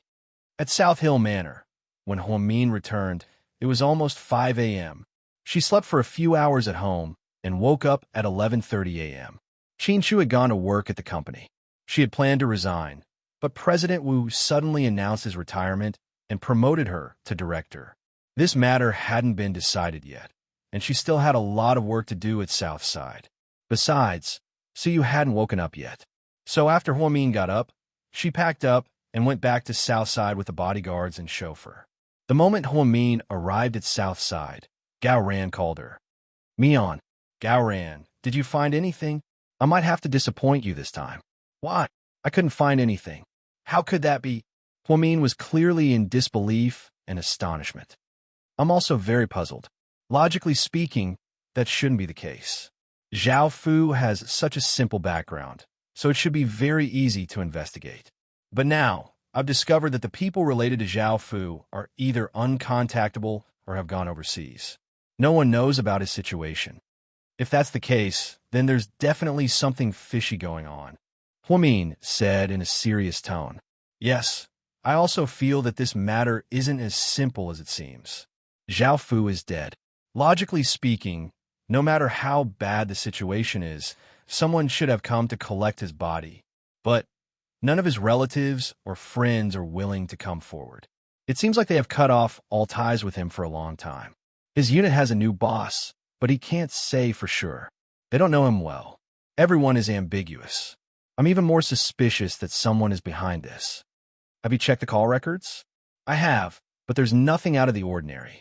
I suspect that Zhao Fu might have another phone to contact the outside world. But that phone probably wasn't bought with his own ID. Plus, we don't know where it went. So, we don't know where to start. That's a very thorough plan. Haha, he's dead, so there's no evidence. I'm going to discuss this with Qin Shu. We'll continue to investigate and see if we can find anything. Okay, thank you for your help. Don't mention it. It's my pleasure. Gao Ran then hung up the phone. Huamin was very worried. It seemed like his suspicions were right. Someone really did want Suyu dead. Then who could it be? Huamin thought about Lu Zhe's words from before and felt very anxious. Vice Director, please go check on young Master Su. He's awake. Outside the door, a nurse knocked and reminded him. Huamin immediately stood up.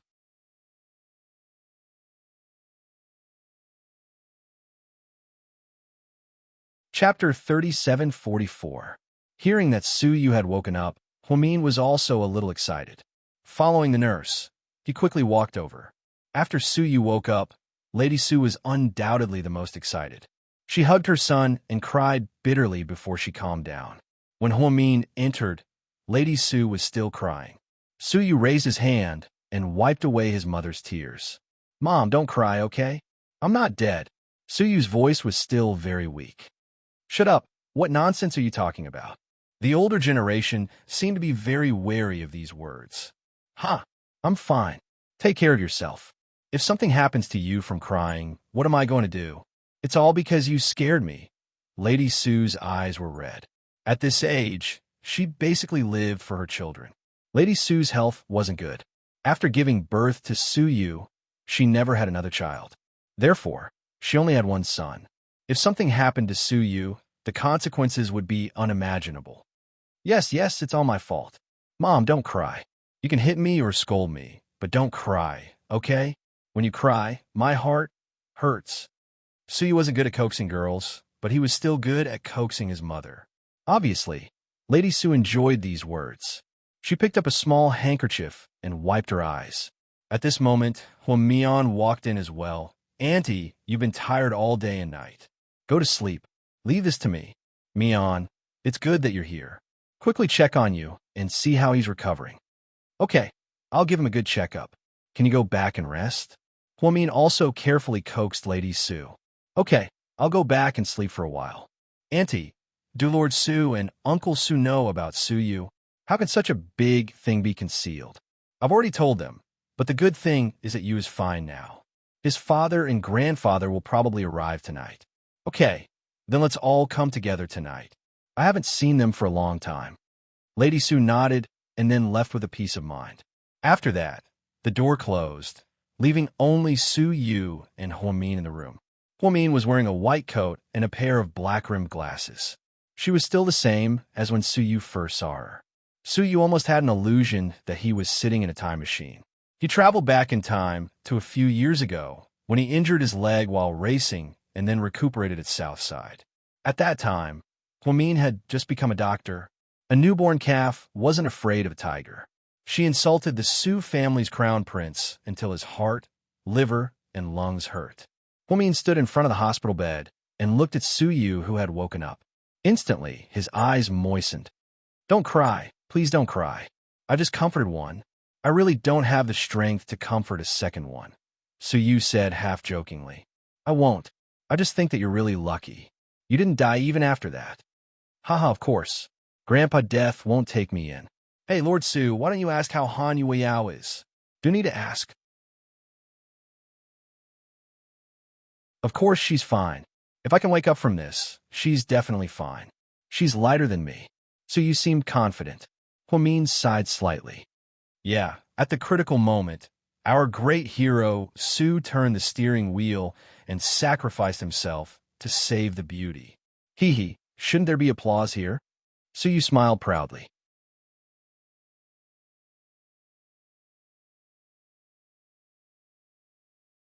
Chapter 37:45. There's no applause, but there are slaps. How many do you want? Huh? I'm a patient. How can you hit a patient? Hitting you is already a light punishment. Do you know that you almost scared us to death? Huomin's voice trembled as she said this. She really wanted to cry. It was so good to see Suyu alive and well. She was so happy. Isn't it all in the past? My mom said that this time, it's all thanks to Qin Shu. Yeah, my husband performed the surgery on you himself. So, I kind of owe him a big favor. This guy is really cunning. He knows that I'm amenable to coaxing, but not coercion. I'm fine with it if he hits or scolds me. But he's doing me such a favor. How can I openly like you in the future? So you said it so calmly that Huomin didn't feel as awkward as before. She just smiled and said, so, don't like him anymore.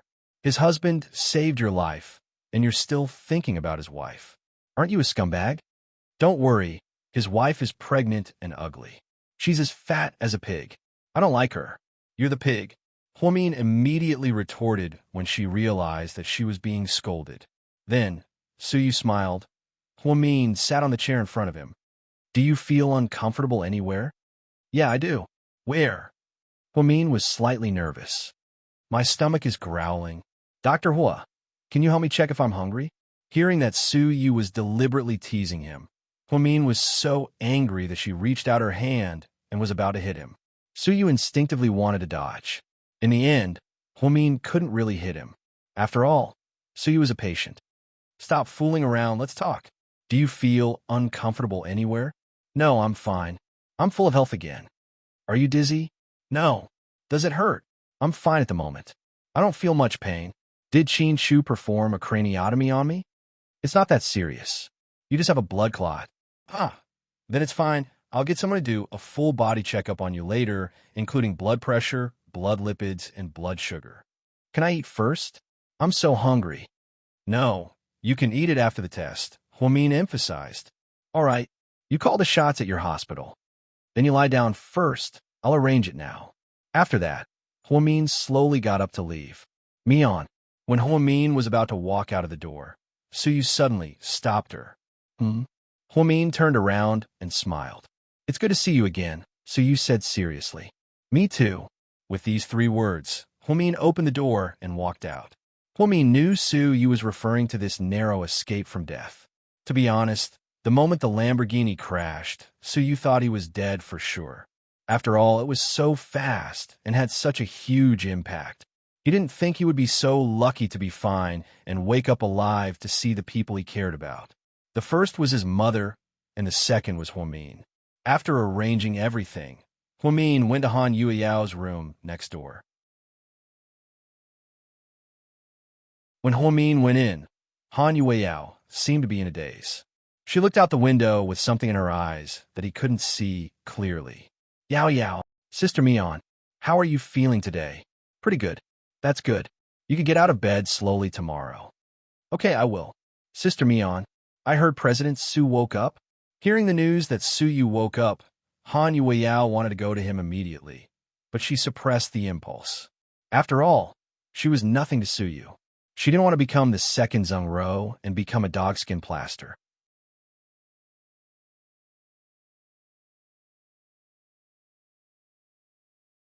Chapter 37:46. Yeah, he's awake. How? Is he recovering? Will he be disabled? Han Yueyao asked anxiously. Yeah, he will.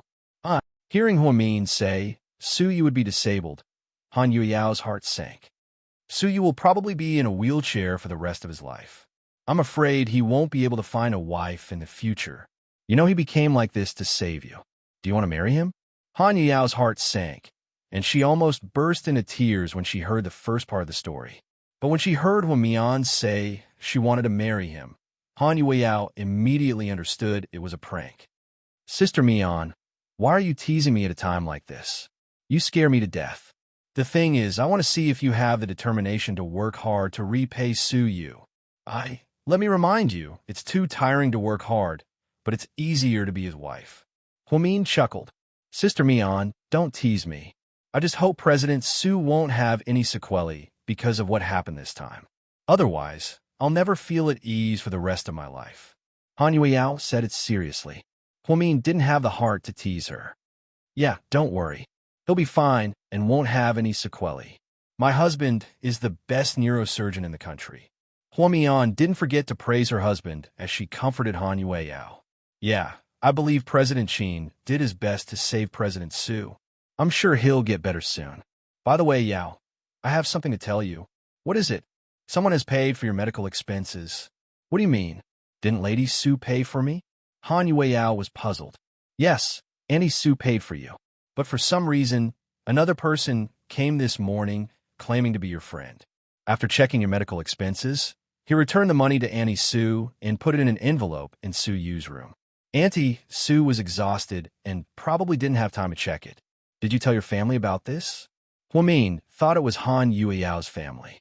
In fact, Han Yueyao's medical expenses were less than 50,000 yuan in total. The Su family didn't lack this small amount of money.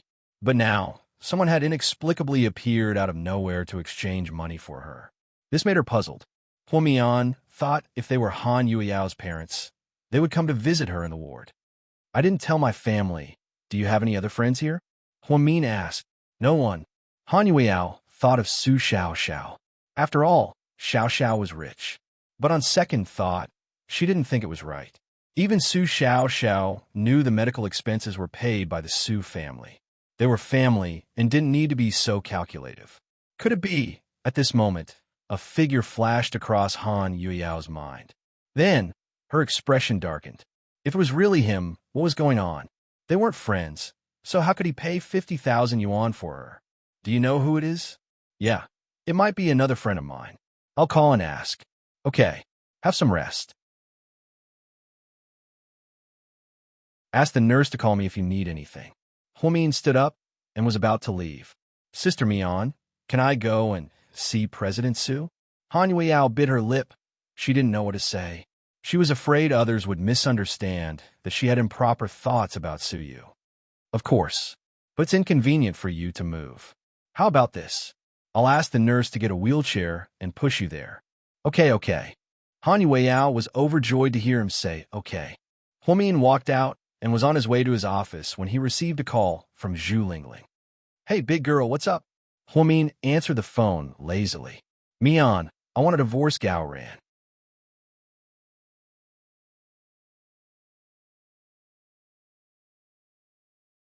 Chapter 3747. Stop fooling around. It's not April Fool's Day today. Huamin didn't take Zhu Lingling's words to heart at all. He thought this woman was definitely pranking him. I'm not fooling around. I'm serious.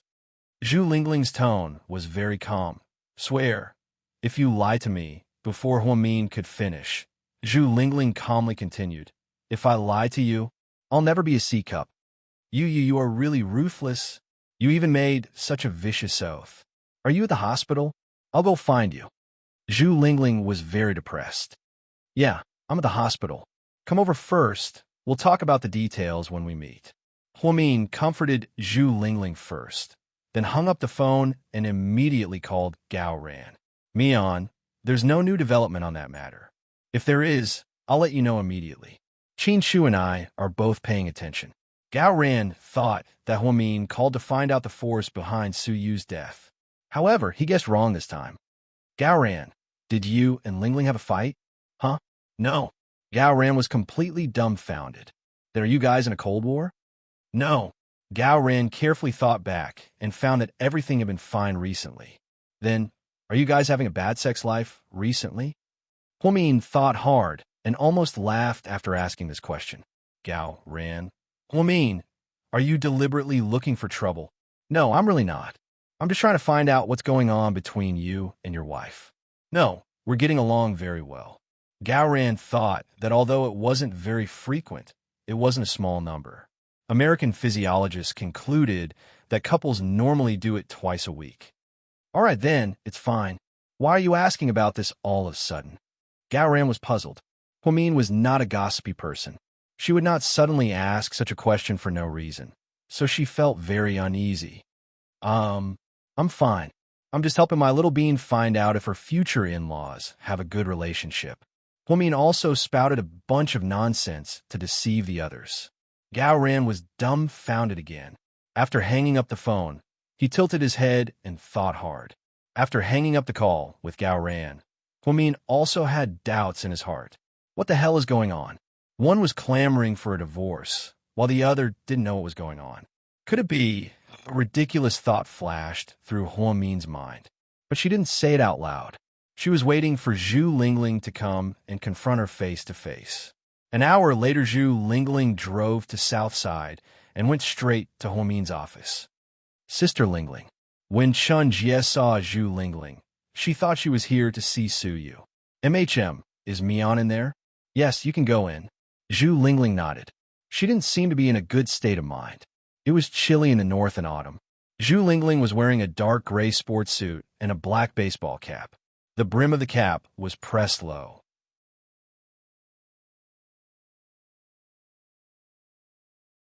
When Zhu Lingling pushed open the door and walked in, Huamin had just finished making a pot of flower tea. Hey, you're just in time. I just finished making the flower tea.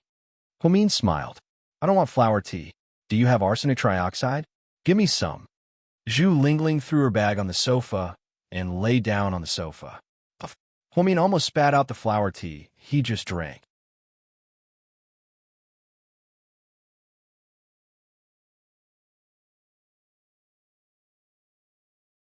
Chapter 3748. Sis, why do you want arsenic?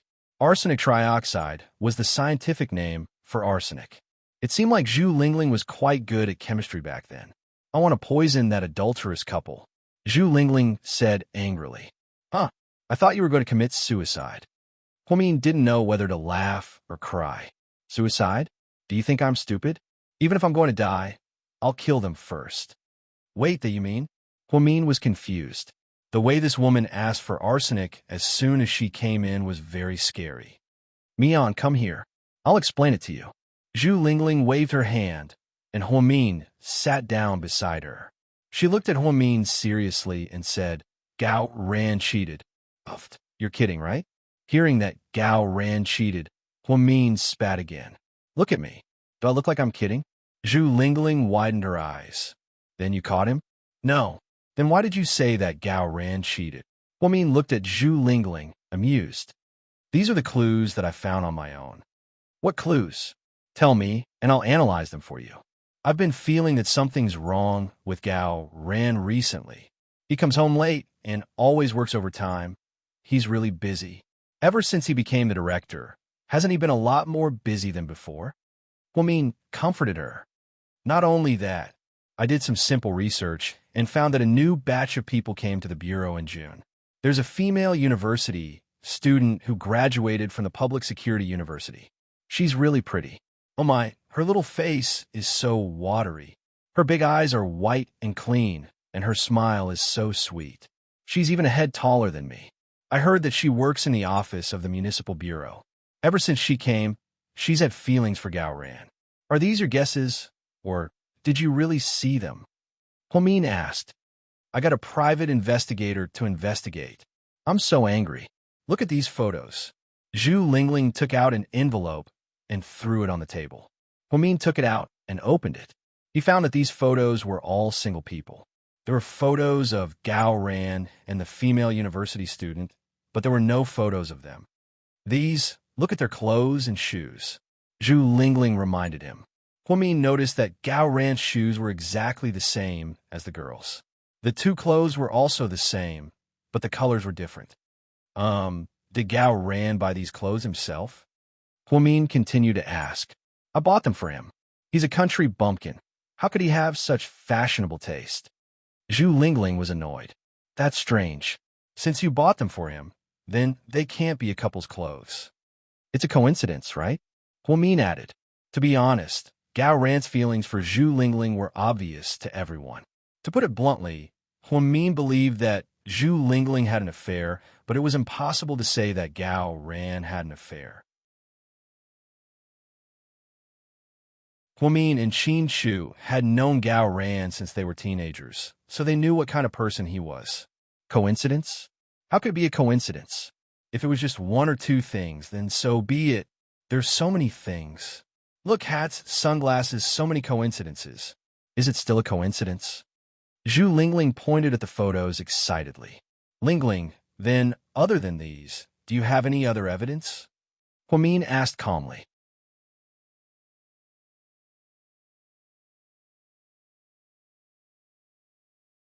Chapter 3749. Isn't that enough? Zhu Lingling's eyes widened in confusion. How could Huamin be so calm?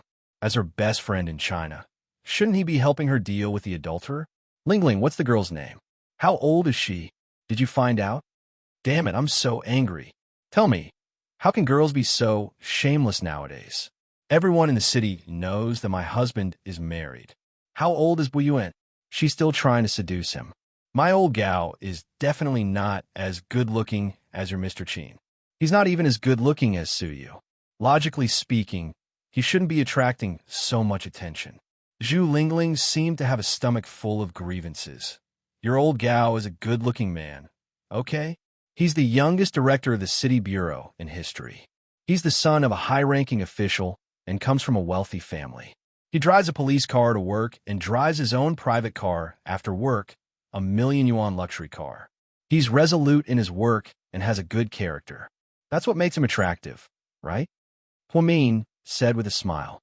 Damn it, now that you mention it, it's true. Hey, Mian, why are there so many shameless people nowadays? She's young and pretty. Why does she have to be a homewrecker? Zhu Lingling was furious. That's why there are all kinds of birds in the sea. I'm so angry. So, Lingling, how do you want to solve it? How? Do you still need to ask? If it's true that he cheated on me, I'll definitely divorce him. But before that, I want to find evidence of his infidelity. The more, the better. Then, I'll sue him in court and kick him out of the house with nothing. Let's see if that woman is still willing to live a hard life with him when he has nothing. Humph. Damn it, I'm so angry. It seemed that Zhu Lingling was so angry that she was cursing. Huamin wasn't in a hurry. He just smiled faintly. How can you still laugh? Are you not worried because the fire hasn't reached your house yet? Zhu Lingling glared at Huamian, looking as if she had been wronged. Lingling, you're right. Calm down first. How about this? You haven't laid your cards on the table with Gao Ran yet, right? Not yet. I'm afraid of alerting the enemy. I'm not that stupid. MHM, you did the right thing. You can't do it secretly, and you can't be too obvious to Gao Ran. It'll be bad if he finds out. As for me, I'll help you collect more evidence, and then we'll send the adulterers to court. Okay? Okay. Zhu Lingling nodded her head, but she still seemed to be angry in her heart. Then Lingling, who will Buyuan belong to when you two get divorced? Huamin asked deliberately. It's my son. Of course I'm taking him away. What if the Gao family won't let you? He won't. That bastard Gao Ran would cheat on his wife. I don't think my in-laws will let a scumbag like him raise a child.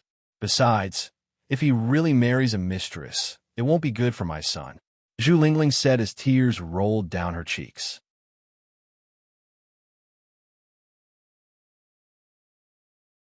To be honest, Huamin wasn't serious because he thought there must be some misunderstanding. Gao Ran would never abandon his wife and child to fool around with a mistress, no matter how beautiful he was. If he really was that kind of person, Gao Ran wouldn't have married Lingling. With his status as a high-ranking official, he could have any woman he wanted. But Huamin couldn't say this to Zhu Lingling. She was so angry that she wouldn't listen to any comforting words. Lingling, calm down. Marriage crises are something we have to go through at our age. You see, Mr. Qin loves me so much, but we still went through the Song Yisher incident.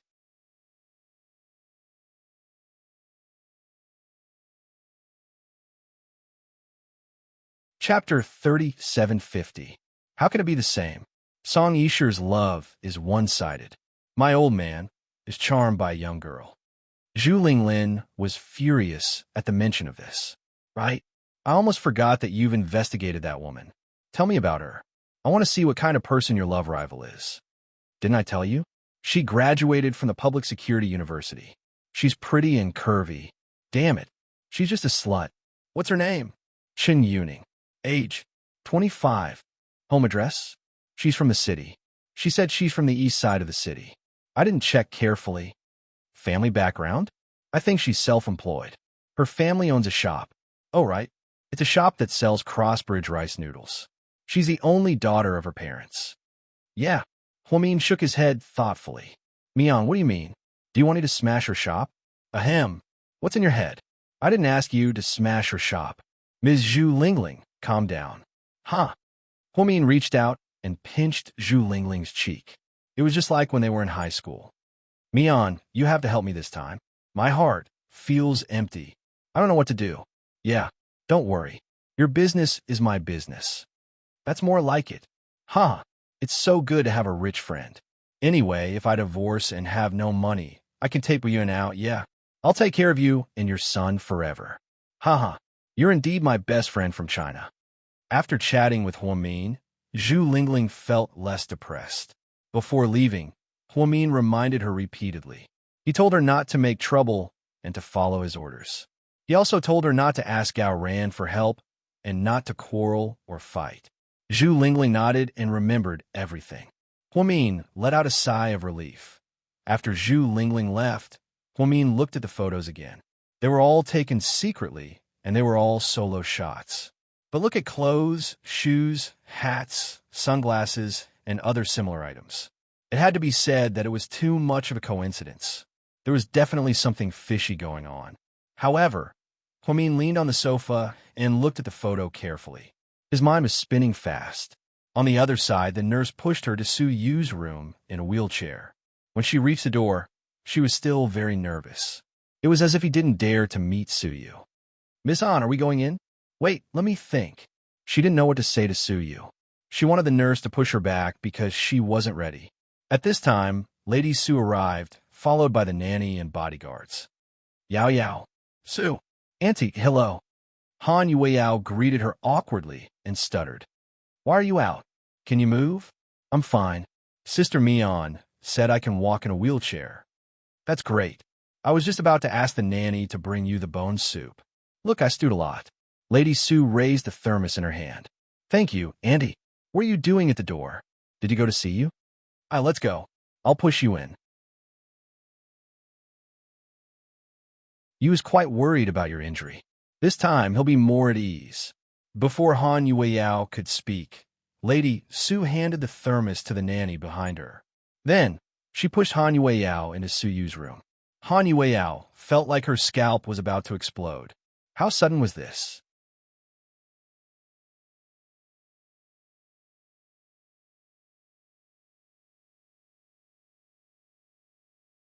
Chapter 3751. When Lady Su wheeled Han Yueyao in, Su Yu was lying down and watching TV. Hearing the sound, Su Yu turned around. He saw Han Yueyao in a hospital gown. She was very good-looking without makeup, but because she was weak, her complexion looked a little pale. You look who's here. Mrs. Su had been trying to matchmake the two of them, especially after this car accident, although she knew that Su Yu was seriously injured in order to protect Han Yueyao. However, Lady Su didn't complain. Instead, she felt that since her son could protect this little girl, she must be extraordinary. When Su Yu looked over, Han Yueyao pursed her lips and looked a little shy. President Su, are you paralyzed? Why are you in a wheelchair? Seeing Han Yueyao enter in a wheelchair, Su Yu's heart sank. Han Yueyao, what are you talking about? Yao Yao's leg hasn't recovered yet. Mian knows she can't walk, so she asked the nurse to get a wheelchair. Lady Su glared at her son. Only then did Su Yu look like he suddenly understood. You two talk first. The bone soup is a little cold. I'll go to the cafeteria to heat it up. In order to create an opportunity for the two of them to be alone, Lady Su pushed Han Yueyao to Su Yu's bedside and left. Hey, Auntie Su, Han Yueyao felt that it was inconvenient for her to move, so she just sat there and looked at Su Yu. Wasn't she a little too stupid? Are you still in pain? Han Yueyao didn't expect Su Yu to be so gentle. He didn't argue or criticize her. Instead, he asked if she was still in pain. His words warmed Han Yueyao's heart.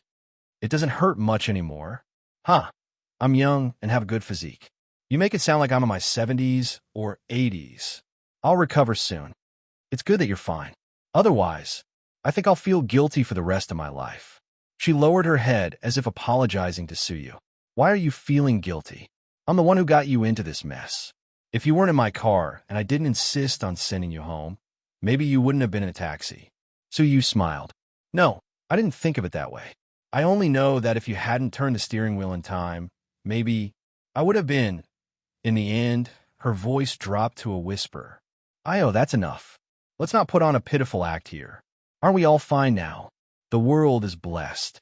Su did not like to stir up emotions, so when he saw that the atmosphere was a little off, he immediately changed the situation. President Su, I'll never make you angry again, and I'll never talk back to you again. Oh my, has his temperament changed? Su was amused. No, in any case, you're my savior now. I can't continue to diss you like that. I feel uneasy. Han Yueyao said slowly. Su nodded. Yeah, you're right. But can you give me back the money you cheated me out of? Han Yueyao, haha, I was just kidding. Don't take it seriously. I don't need that money. Seeing Han Yueyao's nervous expression, Su couldn't help but laugh. Don't laugh so hard. Don't stretch your wound. It's okay. I don't have any major wounds on my body. They're all in my head. Su pointed at his head. Han Yueyao lowered her head and didn't speak. After the car accident, she felt something had changed between them.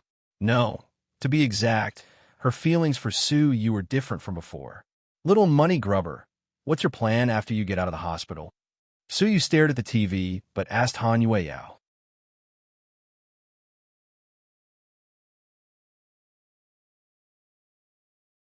Chapter 3752. What other plans can I have?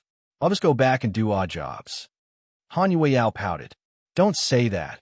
To be honest, it's an honor for you to be able to do odd jobs at Imperial Star. After all, many people want to work here, but can't. After all, the odd jobs in our company earn more than 5,000 yuan a month, plus insurance and housing.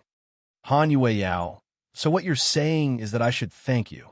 Seeing Su being narcissistic again, Han Yueyao didn't know whether to laugh or cry. Of course. So, when I go back, I have to work hard and do my odd jobs well. This is called returning to the basics, understand? Don't look at how much glory those celebrities have and how much praise they receive, but the pressure they face is also 10 times or 100 times more than ordinary people. To be honest, it's not an exaggeration at all. I often hear people say that it's better to do odd jobs at Imperial Star. They don't get paid and live happily. That's called saying it without thinking. It's just a saying, don't take it seriously. President Su, you're a big president. How can you believe such nonsense? Ha! Han Yueyao laughed at Su for being too naive. Not everyone cares so much about money, status, and reputation. The path of the entertainment industry isn't easy. Look at Yang. Isn't it the best choice for him to retire when he's at the peak? I do admire Yang's approach, but people are different. They want different things, so the results are naturally different. Han Yueyao sighed. What about you? What do you want? Su looked at Han Yueyao's slightly haggard face and was curious. This woman was utilitarian. She was very well-behaved when she was a trainee, and she was still very well-behaved when she was doing odd jobs in the performance department. She didn't seem like a person who didn't know her place. But it didn't seem like the case that she didn't want fame and fortune.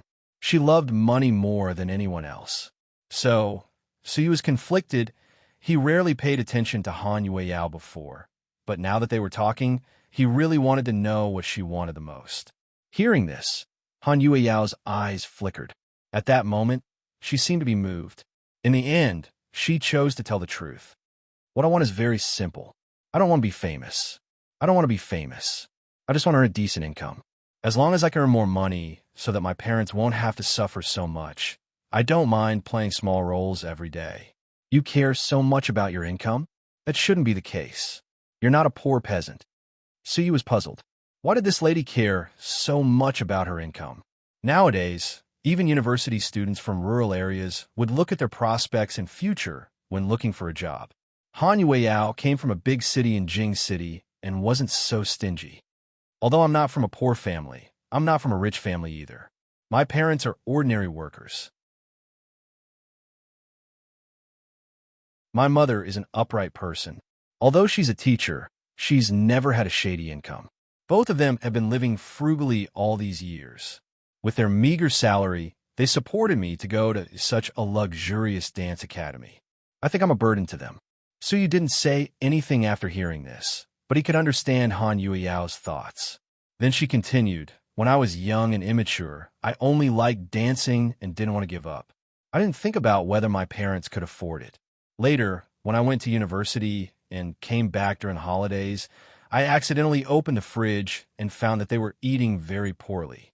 Only when I came back could their lives improve.